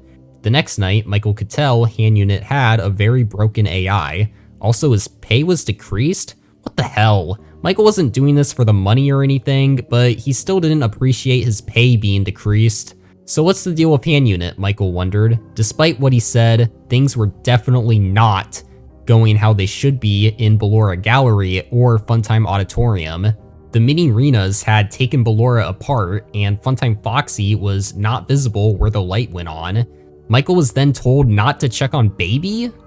No, he was seeing his sister. Michael headed to Circus Gallery control module, but the lights, they were still out. Wasn't that supposed to be rebooted last night? Michael headed under the desk and his sister spoke to him again. She told him the story of Baby when the original restaurant opened. She told him about Elizabeth's death? This was weird. Michael knew Elizabeth was in there, but the way she was speaking, it was as if she was Baby. Also, why had Elizabeth been killed by trying to grab some ice cream? That was not at all what his dad had told him. There was clearly a lot Michael's dad was keeping from him. And Michael was going to find out what. Michael returned to head into Funtime Auditorium. He was greeted with a flash beacon as he entered. Hand Unit told him to use the beacon sparingly. No. There is a possessed robot in here wanting to kill him, and if he had taken Hand Unit's advice with Ballora, he would have died. Michael used the flash beacon as much as he could so he'd know where Funtime Foxy is. It worked. By not listening to Hand Unit, Michael successfully made it to the parts and service room where he once again went face to face with Funtime Freddy. Hand Unit gave Michael specific instructions to work on Funtime Freddy. Michael retrieved a power module from Funtime Freddy's chest and had to click a button on Bonbon while avoiding Bonbon killing him. Then Michael went to head home. His tasks for the night were done. However, as he headed back to Funtime Auditorium, he was attacked by Funtime Foxy. Funtime Foxy jumped out at him. Michael passed out. Funtime Foxy, ready to kill, lifted Michael's body. This guy looked familiar, Funtime Foxy thought. Suddenly, there was a crash. Funtime Foxy looked behind him. Baby came out and pushed Funtime Foxy to the ground, causing him to lose grip of the technician. Baby picked up the technician and took him to the scooping room. This guy looked very familiar. Baby knew she'd seen him somewhere before. Wait a minute, he looked a lot like her creator, the man who had built her and the other animatronics. Was that him? Why was he here? If Baby had remembered correctly, her creator was also the father of the girl she had killed so many years ago. Maybe he was trying to reunite with his daughter. Baby had to hide the man somewhere. She found an old springlock suit. That will do it. Baby hid him in there. The next night, Michael woke up. He found himself in a suit. Oh no, was this one of those springlock suits? Michael was aware of what springlock suits were. He knew the suit would kill him if he tried to get out. His sister began talking to him. She explained to Michael that he was in the scooping room. Michael then watched as Ballora got scooped right in front of him. Poor thing, Michael thought. Baby opened the faceplates on Michael's suit.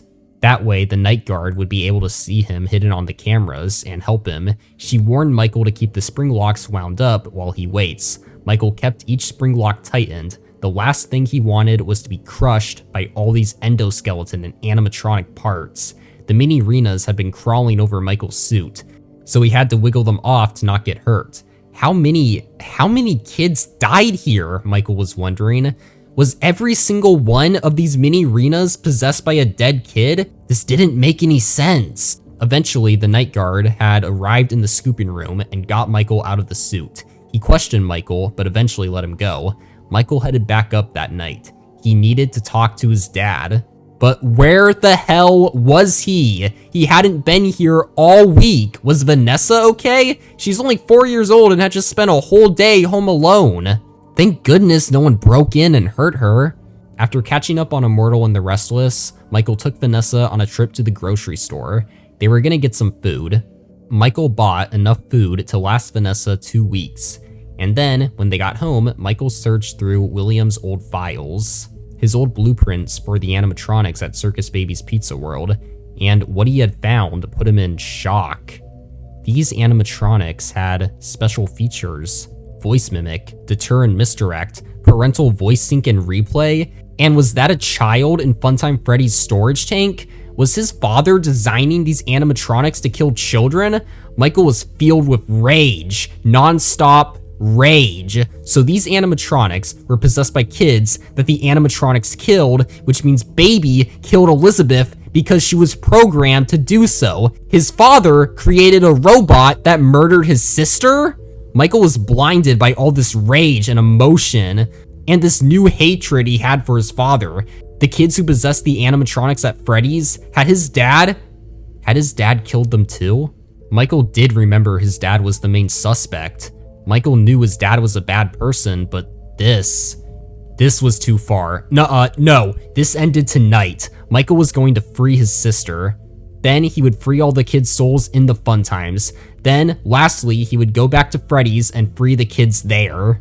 Michael was going to be the one to step in and be the hero. That night, things went bad immediately. Michael was told there were 2 technicians still on site. He found them pretty quickly. Ballora and Funtime Foxy had hung them. Yikes. Michael was still determined to help these kids though. He was relieved to hear that he was tasked to do repairs on Baby. He had to see his sister. Michael went through Funtime Auditorium. Weirdly, Funtime Foxy was nowhere in sight. Michael found Baby. It was his sister. It had been over 2 decades, but he was finally seeing Elizabeth again. Michael felt so happy, he wanted to cry. He eagerly listened to the instructions he was given by Baby and sent her to the scooping room. However, he was warned Ballora was following him. Michael listened to what his sister had to say very carefully. Baby guided Michael to the scooping room. As Michael made it in there, what the? Baby wasn't the only one scooped tonight? It looked like Ballora, Funtime Freddy, Bonbon, and Funtime Foxy had a trip here today. Baby explained to Michael that she had fused with the other animatronics and now they would kill him and use his body as a skin suit to escape. Baby turned on the scooper. Michael was scared, but he did want to help these kids, right? If giving them his body was the only way to do it, then so be it. Michael let the scooper kill him. Baby was relieved that her creator went with this plan. She began to empty out the important organs in his body and pulled out chunks of his skeleton. The skin suit was looking good. Only problem was she had to take out the eyes too, but she needed eyes. She grabbed a robot pair of eyes and shoved them in his head, in a way where it would be hard to tell the eyes weren't human. Baby and the others then wore the skin suit and left the rental service. Since they were robots, they didn't need most human things like sleep. Michael's soul watched as this amalgamation used his body. What was happening? Was he dead? Suddenly, Michael looked around. The house the body was in, the thing in his body, the little girl sleeping in the other room. He was dead, and he knew exactly what was going on. His father had sent him on a mission to free his sister's soul, and he was going to do that. He tried to look for the spirits inside his body. He was able to find his sister, Elizabeth, but for some reason, he couldn't connect with the others. Michael could sense there were 5 other kids using him as a skin suit, but he couldn't reach them for some reason. It was like they were in another world or something. The amalgamation was calling itself Ennard. Ennard explored the house, and eventually, it made its way to Vanessa's room. Time for a kill, Ennard thought. Oh no, Vanessa was fast asleep, unaware of what was about to happen. Ennard stood over her, holding a kitchen knife. "Stop!" Michael yelled at them. He had gotten Elizabeth's attention. Michael and Elizabeth began to have a chat about everything. About their father, what Circus Babies was, why she had been killed. Elizabeth grew more and more horrified as she realized everything Michael was telling her is true. She had spent over 2 decades possessing Baby, not realizing what was going on. She had managed to convince herself that she actually is Circus Baby. She spent 2 decades living a lie. What has she become now? And this girl she almost killed, that was her sister? Elizabeth felt disgust with herself, realizing she almost killed her own sister. She realized another thing. Her brother Michael was dead because of her. What has she done? Michael quickly forgave her. Michael said he'd let Elizabeth and the others use his body. His only request was they had to take care of Vanessa. Elizabeth agreed, but the other Funtimes still wanted to kill her. Elizabeth was in control of Ennard, so she managed to detain them. Michael suggested they change the eye color they chose for the skin suit. Elizabeth had chosen purple eyes, but that was not a natural eye color, so Michael suggested they use blue instead because his eyes had already been blue when he was alive.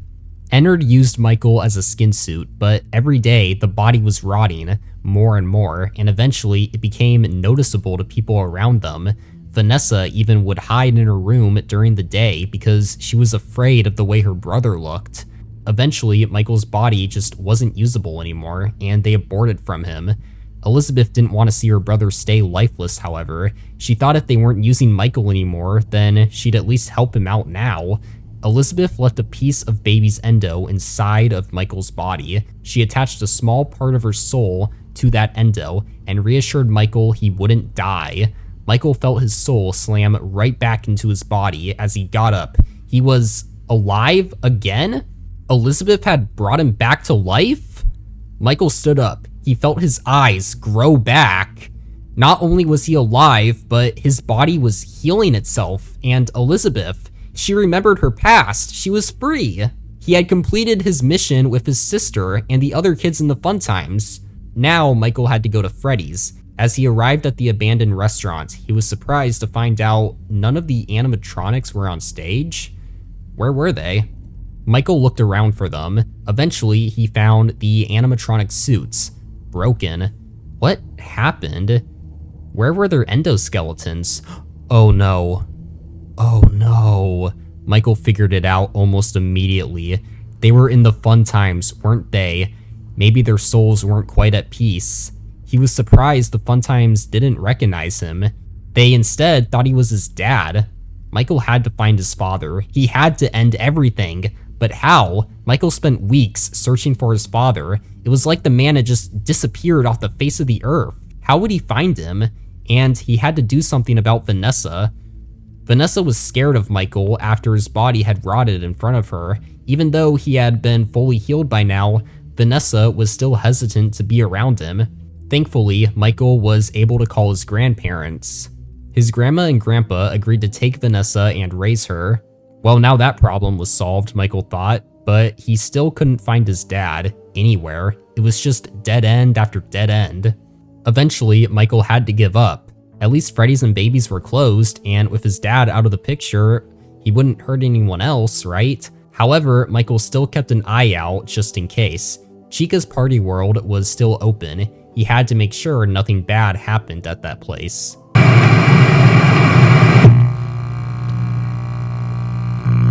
It was a crazy year. The rental service lost all of its main animatronics, but there were more that wanted to escape. Poor Stanley was a victim of the mini-arenas, who managed to crawl in his body to escape. Same thing happened to other people with the Biddy Babs and all the other mini-arenas. Meanwhile, with Ennard, the kids in their own world were getting fed up with that Elizabeth kid. She was always telling them what to do, and it was so annoying. Eventually, the Fun Times had found a way to throw Baby out of Ennard, and they did. Ennard was now on its own without Baby. Funtime Freddy was the one to take over. Elizabeth was now completely on her own.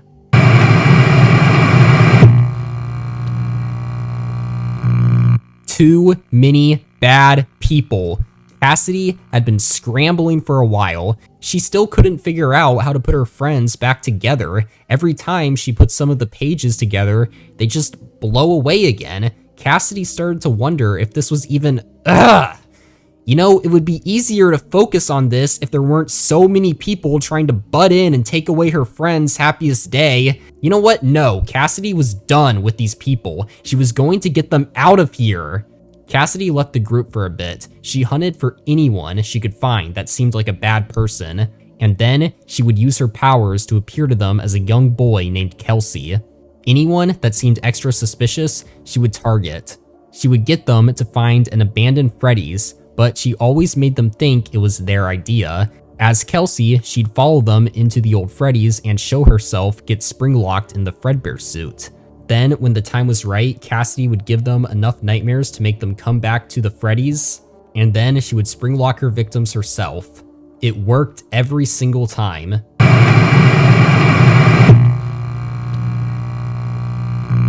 Michael has been a construction worker for quite some time. It was actually making pretty good money. Michael was able to afford a pretty nice house. He was doing a lot better financially than he was a couple decades ago. It's been good, but then as Michael was reading the newspapers, oh come on, Michael thought. This was disgusting. Apparently some group of young adults thought it would be fun to open this place called Fazbear's Fright.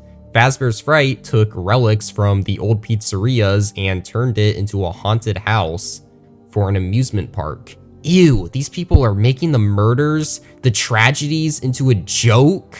What the hell? But if this was what was going to happen, Michael had to be part of it. Michael applied for the night guard position. Michael's boss always updated him when they found new things at the Freddy's locations. Eventually, something interesting did happen. Michael felt that there was another conscious in the building. It was like how he felt working at Freddy's back in '93. Michael felt some sort of aura with Fazbear's Fright. It was like something there in the building was conscious. Something wanted Michael to find it. What was happening?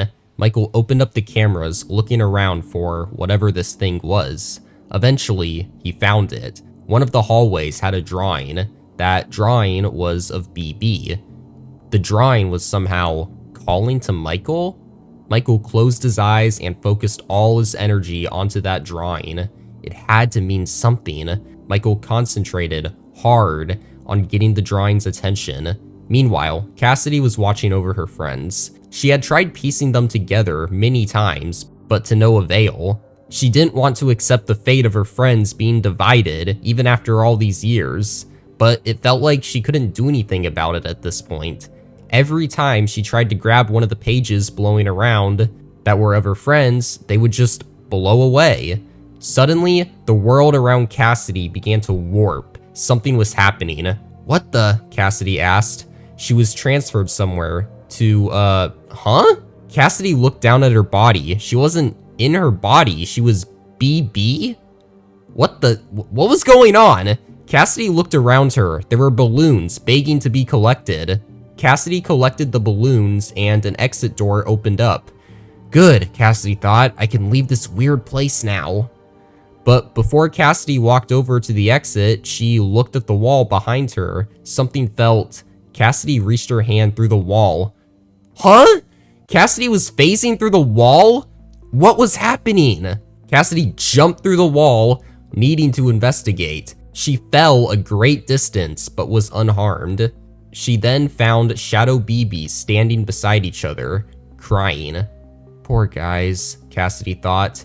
She walked past them and found a balloon, but something about this balloon felt special, magical. The balloon was changing colors. Cassidy stepped closer and closer to it, reaching out to touch it. As she grabbed the balloon, reality warped again. She was somewhere new? It wasn't Freddy's, but it had all these items from Freddy's locations. Was it some sort of museum? She explored the place. It looked very creepy for some reason. Cassidy found a security office housing... Wait, is that? Cassidy recognized that guy. She'd seen him before. Was he the reason she's here? Cassidy decided she'd stick around for a few more nights. She wasn't entirely sure who this guy was, but she had the feeling he could help her. Michael opened his eyes again. That was weird, nothing changed. Yet, at the same time, it felt like he did do something. Maybe working at Fazbear's Fright will be worth it after all. Michael decided he will keep investigating whatever this was. Where am I? William woke up in an unfamiliar place. He looked down at his body. Uh-oh, he thought. William had been spring-locked before, but this was different. Usually someone had been able to help him before too much damage was done, but this time, what year was it? What happened to his body? William realized he must have been dead for quite some time because his body was rotten. It was strange, he couldn't remember anything about being dead. William couldn't take the suit off. He realized his body was too rotten, but somehow he was alive again?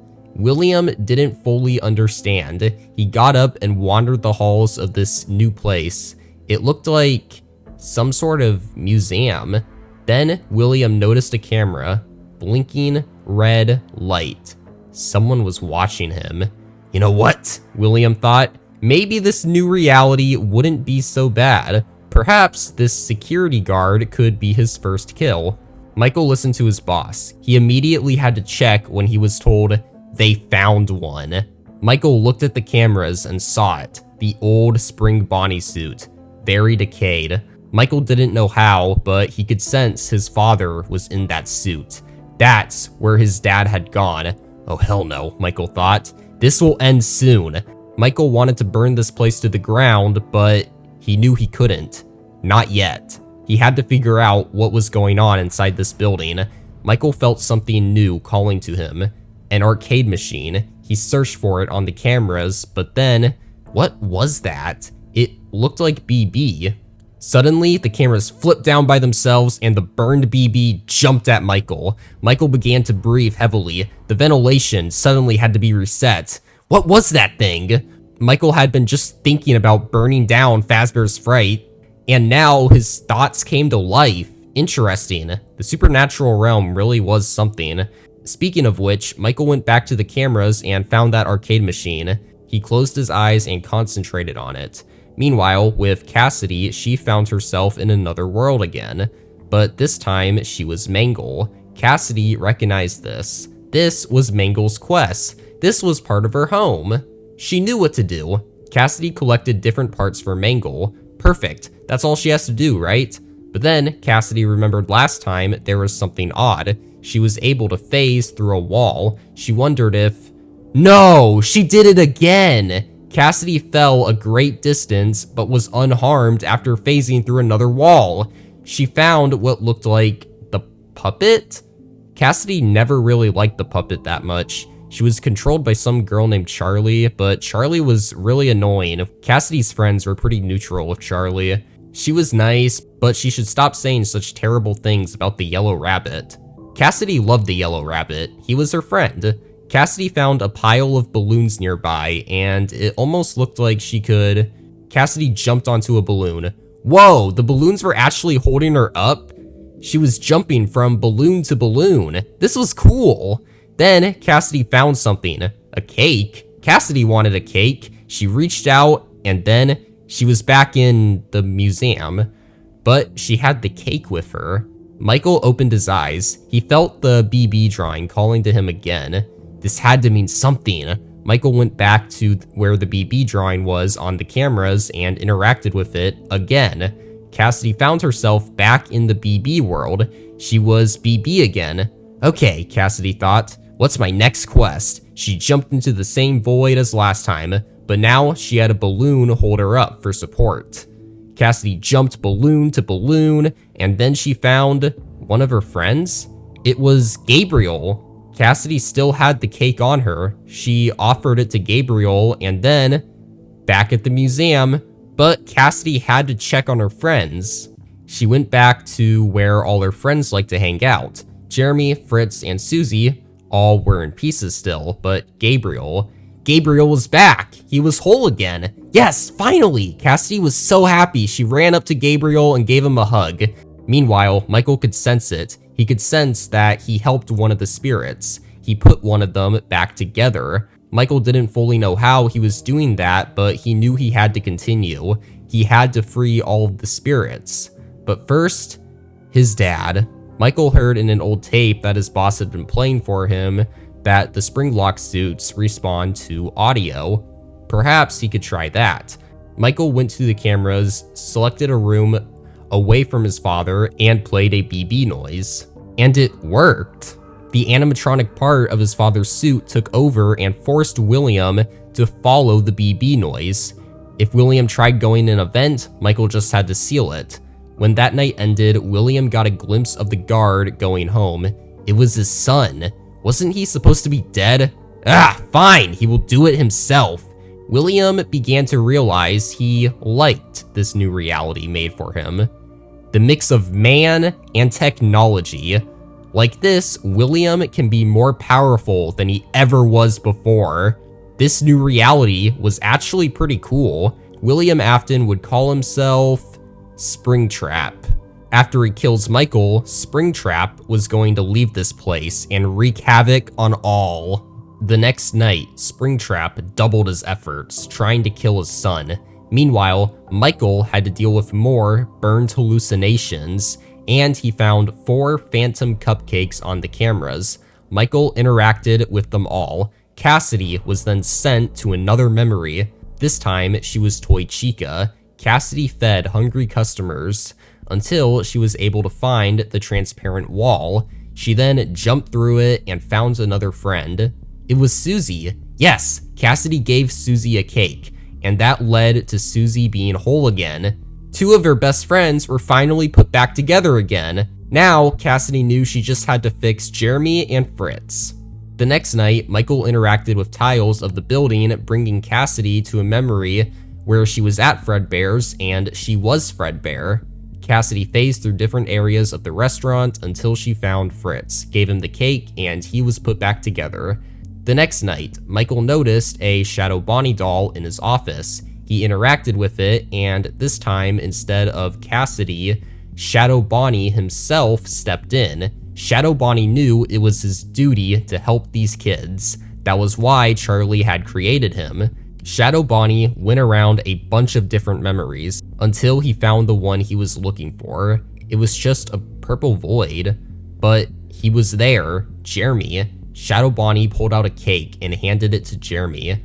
Cassidy had been waiting to be sent to the next memory, but it seemed like that wasn't necessary as Cassidy saw Jeremy become whole again. All of her friends were back. They were no longer in pieces. Finally, they could all play and have fun together again. The only one missing was Garrett. For some reason, Garrett wasn't able to enter the same space the other kids were in. That made Cassidy sad. She wanted to help Garrett too. Meanwhile, Michael knew he had helped all the spirits. Now, he just needed to face his father. Michael spent one more night facing off with his dad. He had found that weird stuff happened in the building, but he was used to it. Posters would change, paper pals moved, the cupcake moved, there was a random purple Freddy. You know, the usual. After that last night, Michael burned Fazbear's Fright to the ground. He did it. His father would be killed tonight. Michael went home that night, satisfied. Thankfully, authorities thought that the fire was just caused by faulty wiring, but they hadn't ruled out foul play just yet. Though it looked like Michael was in the clear, Unknown to him, however, his father had survived. William knew he always came back. Michael was proud of how he was able to finally help the other spirits, but his brother, for some reason, it felt like his brother still wasn't at peace. Michael knew he had to do something about that. He had visited the site of the fire. Fazbear's Fright was at an amusement park, but luckily it seems like the only thing destroyed was the stupid horror attraction. Remaining relics were being sold at an auction.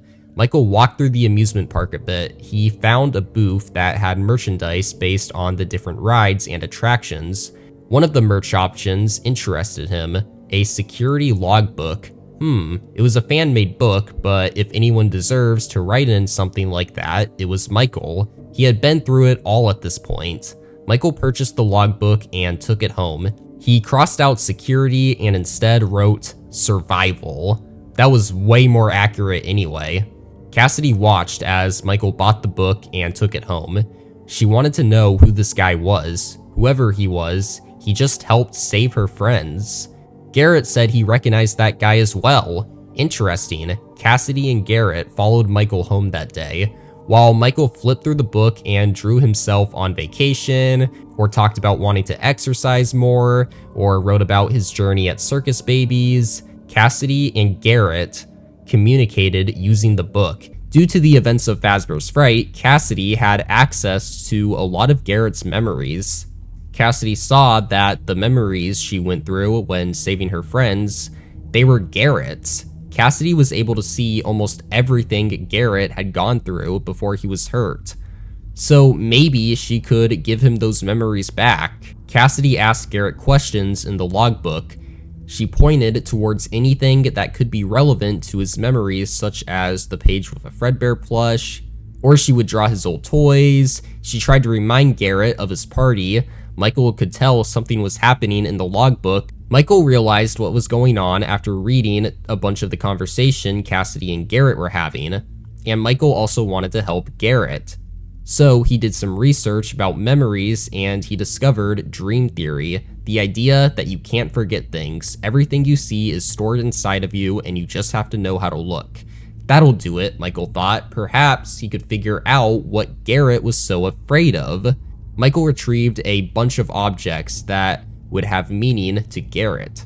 Garrett's plushies, an IV, flowers, the first tape Michael listened to working at Freddy's, and any Fredbear related item along with toys Garrett just enjoyed playing with. Thanks to Cassidy's questions and Michael retrieving things, Garrett figured it out pretty quickly. He knew everything that happened. He knew that his brother, Michael hurt him. Garrett alerted Cassidy that Michael is the bad man who hurt him. Cassidy freaked out, afraid of what that man might be capable of.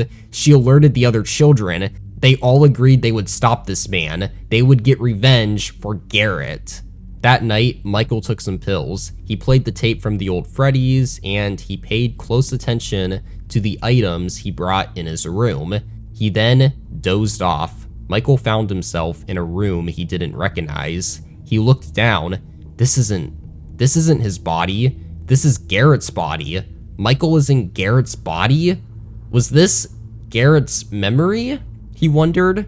If yes, then that means maybe he can learn what Garrett was so scared of. He recognized the toys in the room. Those were Garrett's toys. Michael saw he had a flashlight. He explored the bedroom. What was outside? Michael walked to a nearby door. He thought it was weird how the bedroom had two doors leading to it. Michael opened the door and he saw it.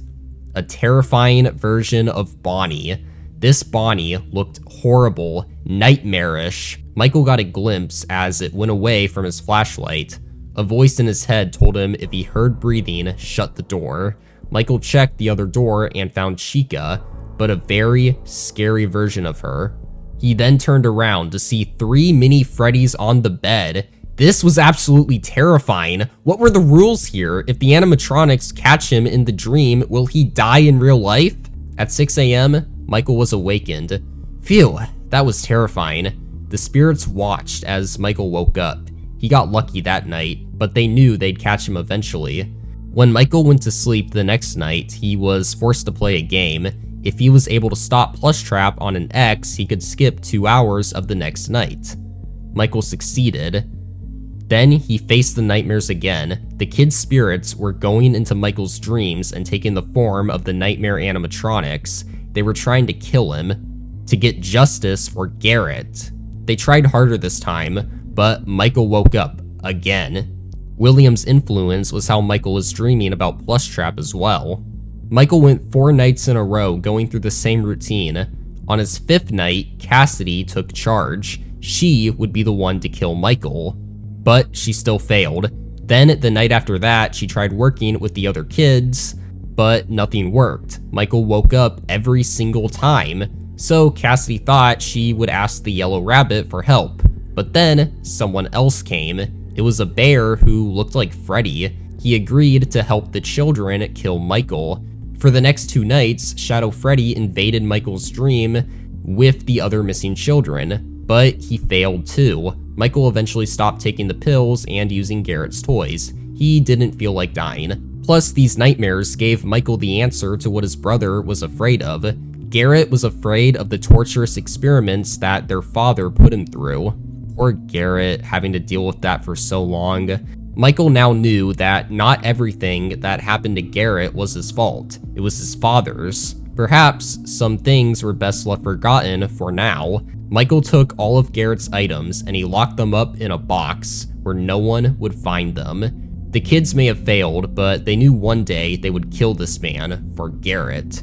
In a fit of rage, they attacked the nearest person. Henry was taking a walk outside when he suddenly was jumped by an amalgamation of wires with a Funtime Freddy head. Henry survived, barely. No, what was going on? Henry went back to his old pizzeria. This could be bad. Henry looked more closely around the pizzeria. He found newspapers related to the missing children. Newspapers about his daughter's death. Henry looked in the safe room. Spring Bonnie was gone. Henry looked around some more. He found the puppet. It was moving on its own. What? Henry took steps closer to the puppet. The puppet raised her hands and went over to Henry. It was almost like the puppet wanted Henry to comfort her? She leaned into Henry for a hug. Henry could feel it. Charlotte, his daughter, she was in there. He was hugging the cold metal of the puppet, yes, but in reality, he was finally hugging his daughter again. Tears ran down Henry's face. He thought she was gone forever, but she's here. I missed you so much, Charlotte. Henry began sobbing. I love you so much. I had no idea this whole time you were... He didn't know how to describe his daughter's situation. Henry wanted to help his daughter. Then it dawned on him. The animatronics moving around before. The thing that jumped him. The kids. The kids William had killed were in the animatronics. He had to do something. He had to free their souls. Henry made an audio log about his new realizations. Then he got to work. Henry would work hard to heal everything. He stopped telling himself it is what it is, and he started to look at what can be. He opened a new Freddy Fazbear's Pizza. He built a black animatronic bear named Lefty. Lure, encapsulate, fuse, transport, and extract. Lefty's purpose would be to force the puppet to the pizzeria. Henry looked through Afton's old blueprints. He found the scooper. He found that the remnant the scooper used to eject in the amalgamation could be burned in fire. Henry had a plan. He built a labyrinth in the new pizzeria.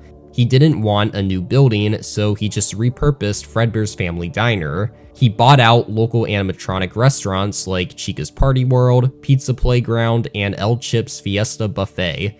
Henry designed his labyrinth in a way no animatronic would want to leave. He could sense that the animatronics had bloodlust. He could feel it, so he designed RASC. Remote, Activated, Simulated. Designed to cause sounds that can lure the animatronics places.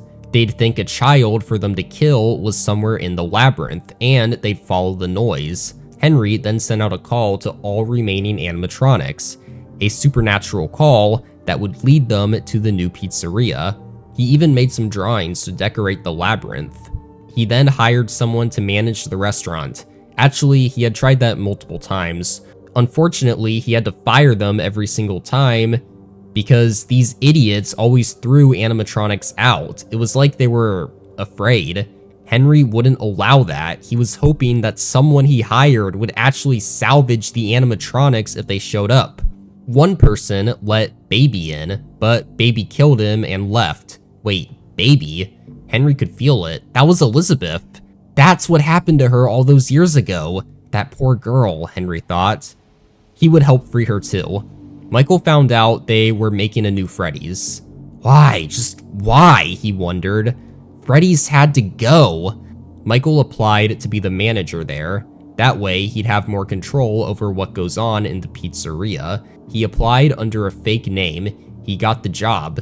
But Henry recognized him. Henry knew exactly who was just hired. That was interesting, Henry thought. But if Michael could get the job done, then he's allowed to work here. Henry really didn't care who worked here. He just needed the job done. Michael worked his first day. It was pretty simple, really. All he had to do was set up the pizzeria. He was given some money. He'd buy attractions and animatronics for the pizzeria, along with some other things. He would sometimes gain revenue based on what he bought, and then he had to do some daily maintenance at the end. And then, oh great, Michael looked in front of him. It kinda looked like Funtime Freddy. Was it Ennard? It had to be, right? Michael figured. Was his sister in there? Michael tried to reach out to her, but there was no response. Looks like Elizabeth was no longer part of the amalgamation, but then where was she? Michael salvaged the Molten Freddy thing as instructed to do. That thing had been collecting parts for years. Michael brought it into the labyrinth. Michael was told there was a big event Saturday. He wondered if it had to do with remaining animatronics. It must, right? The next day, Michael added more to his pizzeria. Candy Cadet was creepy. It was like some influence infected him, and he knew everyone's secrets. When telling his stories, the one about the boy and the kittens felt too familiar to Michael. Henry had heard the stories before too. He thought the one about the man and the orphans was similar to his situation, while the one about the woman and the keys reminded him of his daughter. That day, after Michael's tasks and surviving against Molten Freddy, there was another animatronic to salvage. It was... who was that? Oh, wait a minute. Oh, hell no. It was his dad. His dad was here. He had taken the Fredbear's version of the Spring Bonnie suit. Michael was hesitant, but he let him in the labyrinth after salvaging him. Michael did some more setup and some daily routines, but while doing those, he had to avoid getting killed by Molten Freddy and Springtrap. Springtrap, meanwhile, was fascinated by what the missing children have become. Molten Freddy was a very, very interesting creation to him. Michael watched as his dad ordered the missing children around, telling them what to do. It was like his dad controls them. That was why the kids hurt and kill people. They're influenced. Michael wondered if he could stop this, if he could make the kids remember what his dad really did to them. Michael went to salvage the next animatronic. It was his sister. It looked like she had taken parts from Circus babies. Elizabeth was shocked to see Michael. She wasn't expecting him to be there. Michael salvaged her and let her in eagerly. It would be nice to have someone not try to kill him. Baby was thrown into the labyrinth. She was convinced her father designed this new pizzeria as a gift for her. When she asked her dad about it, he went with it. He told Elizabeth they were trying to kill Michael first. Elizabeth had to think for a moment. She had to kill her own brother? Oh well, it's been too long since she had seen her father, so if that made him happy, she'd do it. Elizabeth had gotten used to murdering children in the past few years anyway. Her dad made robots designed to kill, right? Meaning he loved killing. So if she killed, then he would love her, right? It made sense. Michael bought an arcade machine that day, Fruity Maze. He thought there was something fishy about it, almost as if it had been infected with pain and agony. Fruity Maze showed the story of Susie, a girl who lost her dog and was tricked by Spring Bonnie to follow him to the safe room, where she met her doom. Would this be enough to make the kids remember? Playing this game? Michael also grabbed his logbook and began to tally up all the nights he ever had to work at a Fazbear location. That day, Michael saw that Molten Freddy acted strange, but he still attacked.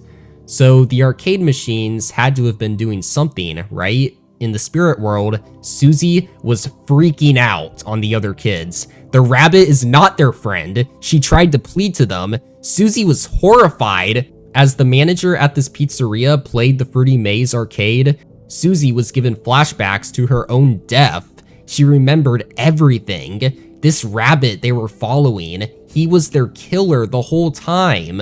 He's the bad man who hurt them, but none of the other kids would listen to her. They treated Susie like a joke. The kids even got agitated at Susie for trying to speak such nonsense. Michael knew some items were missing. He needed something that could help the rest of the kids. But what? He couldn't think much. Not only did Molten Freddy want to kill him, but so did his dad and his sister. Elizabeth, why? Michael wondered. Was she being influenced too? Or was she just listening to what their father said? After his tasks were done, there was another animatronic to salvage. Lefty? Who was this supposed to be? Michael wondered. He let Lefty in the labyrinth, but strangely, it seemed like Lefty was the only one who had programming in her that allowed her to leave the labyrinth and enter the labyrinth as she pleased. Who was this supposed to be? Michael wondered. He shrugged it off and decided he needed to focus more on making the kids remember. Michael was thinking that day, and he was content on buying another arcade, Midnight Motorist. Midnight Motorist was the story of Andrew, a boy who was lured by Spring Bonnie before he was horribly beaten to death in the woods. Michael, however, did not recognize the boy. Would it even be enough to do anything? Apparently, it was. Molten Freddy, while still attacking Michael, seemed weaker. Springtrap noticed this too as he was getting frustrated. It was like some of the kids were obedient, while others were not. Cassidy was remembering everything too. She also tried to get the kids to stop listening to the yellow rabbit. But again, they didn't listen. Gabriel, Jeremy, and Fritz were all influenced too much. Nothing Susie or Cassidy said would convince them. Gabriel even pointed out the drawing of the yellow rabbit holding hands with him and the rest of the kids. He insisted this was reality.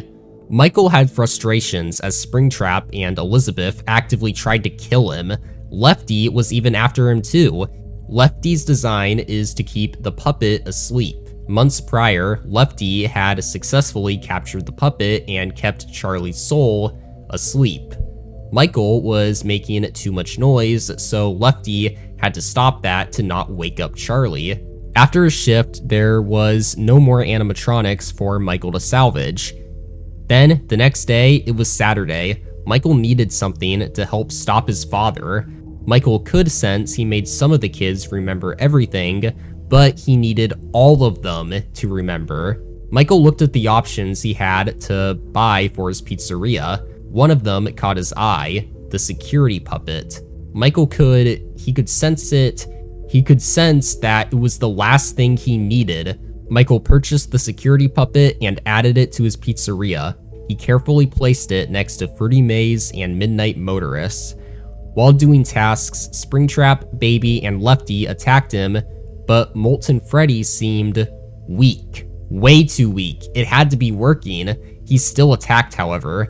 The kids were all watching Charlie, Susie, and Andrew's deaths on repeat. Gabriel and Jeremy weren't sure who to trust. The drawing told a different story from what they were seeing.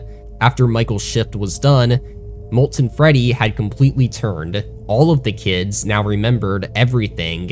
They were not a group of friends hanging out at Freddy Fazbear's Pizza. They were victims, murdered victims, who for decades have been tricked into following their killer's lead. But not anymore. Now they all knew the truth. The yellow rabbit, who they thought was their friend, was their killer. And now he was going to try to hurt someone else. But they would not let that happen. This man would never hurt anyone again.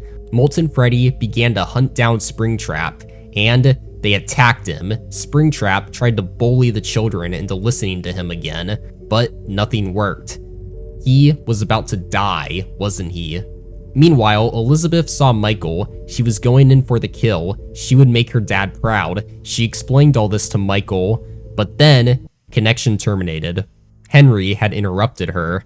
Henry explained his plan to everyone. He explained that this place was going to burn to the ground, and in turn, all of the souls would be set free.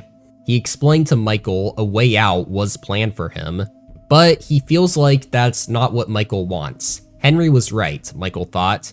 He didn't want out. He wanted to stay. Charlie woke up. She heard her dad's apology. She accepted it, knowing they were all about to be free. The kids threw Springtrap to a wall. They were gonna be free too. They were satisfied when Henry said the darkest pit of hell would swallow William whole. As William heard that, he began to panic. Like, really panic. William remembered where his soul was before he came back to life in Springtrap. It was in hell. He was about to go back to hell. No. He had to get out of this somehow. He didn't want to be in hell. He didn't want to go back to that horrible place ever again. The pain there was unimaginable, something no human mind was capable of comprehending. He didn't want to be there. But there was no escape. For the first time in a long time, William felt powerless and weak. He had never felt like this. Ever since he killed those kids in 1985, he had only felt powerful. Henry had bested him once again. As the flames burst through the labyrinth, Henry and Michael had burned alive. The pain was excruciating, but it was worth it. The animatronics burned as well. The spirits were set free. Almost. Charlie, Gabriel, Jeremy, Susie, and Fritz were brought to their happiest day. The spirits who were trapped in the toys had been waiting for decades. Henry, Michael, Garrett, Elizabeth, and Andrew all had the option to go through with happiest day if they chose to rest. What was most important is that Charlie and the kids from 1985 were all there. Most of them were. Cassidy was not. There was something else going on. William woke up. Wait, what? He wondered. He was back in his human body. He was at Freddy's? Okay. Suddenly, he heard music. Was that Ballora? Ballora grabbed William and ripped him to pieces. But then, he was back. No. More animatronics came to attack William and murder him, rip him to shreds just to put him back together again. William tried to defend himself, but he was fighting against 58 animatronics.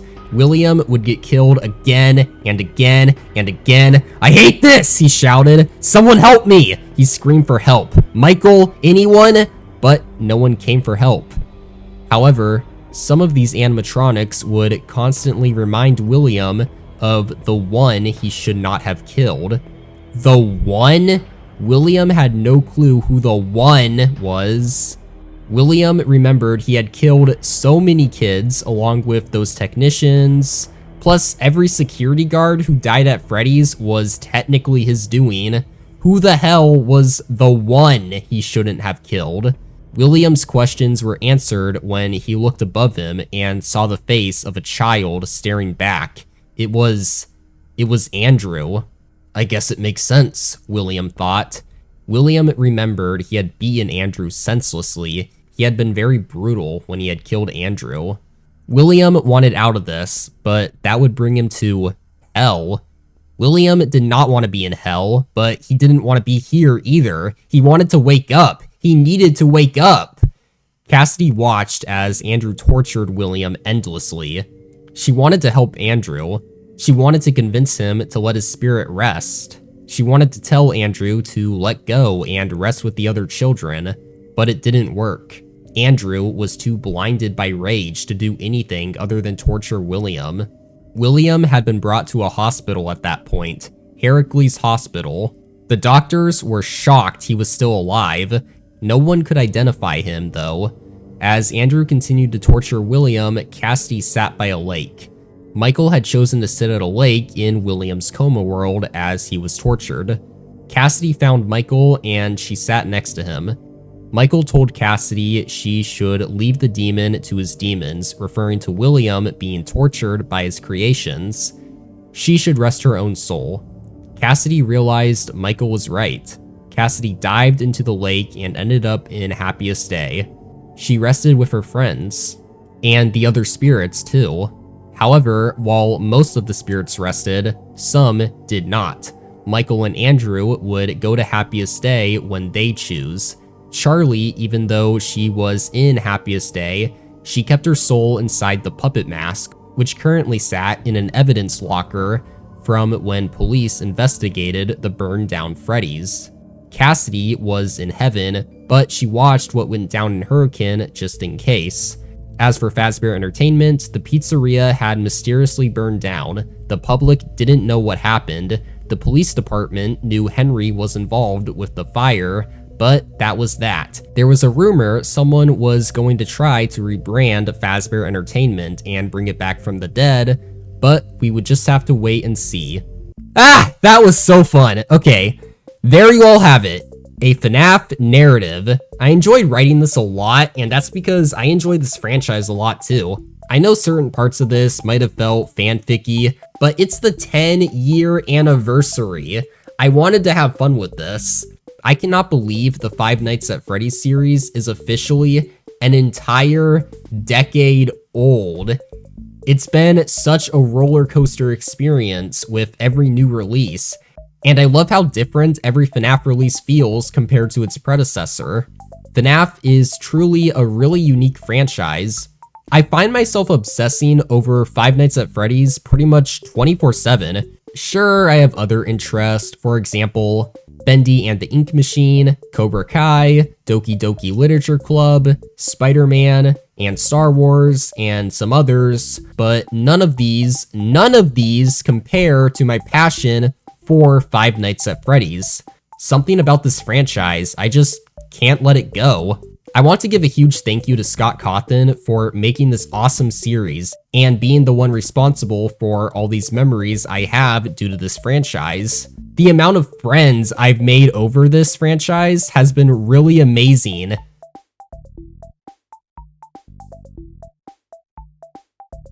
Who is Serena?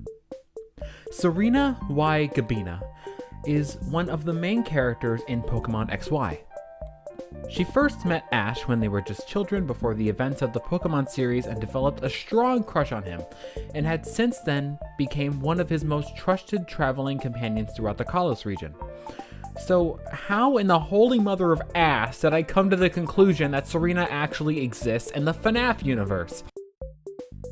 William Afton and Henry Emily were two friends with a dream of making childhoods. Henry was a genius inventor with a knack for the creation of friendly animal characters, while William was a talented businessman. It was the early 1970s, and William and Henry had decided to form a business. They began with a small stage show where one person would dance while wearing a bear costume Henry had crafted. Now with these two things set up, everything else really starts falling into place. For example, the clear emphasis on Mike Dreamer throughout this movie. It is so strange to me that if this is just a random Schmidt guy, that the massive lore emphasis they put on this movie is dreams, which arguably confirms Mike Dreamer in the games. There's a lot of theories revolving around them, but at the beginning of the film, Jeremiah says this. And though the dreamer remains asleep, he walks through memory as if experiencing it for the first time anew, no longer a passenger, but an active participant. As for why the purple guy killed those kids, it has been theorized that perhaps he wanted revenge to the owners of the company for either firing him or for his youngest son dying due to an accident which took place either before or after the missing children incident. It was also possible that he just did it for fun. And none of that would have been possible if it weren't for Scott. I really appreciate you, Scott. Thank you so much for everything you do for this fan base. And I hope you also had a great 10 years and are having a good time during the 10-year anniversary. Now, without further ado, thank you everyone for watching these videos. This took a while to write. You all are amazing if you watched every single part to this. Thank you everyone for watching, and I'll see you all soon. Bye everyone.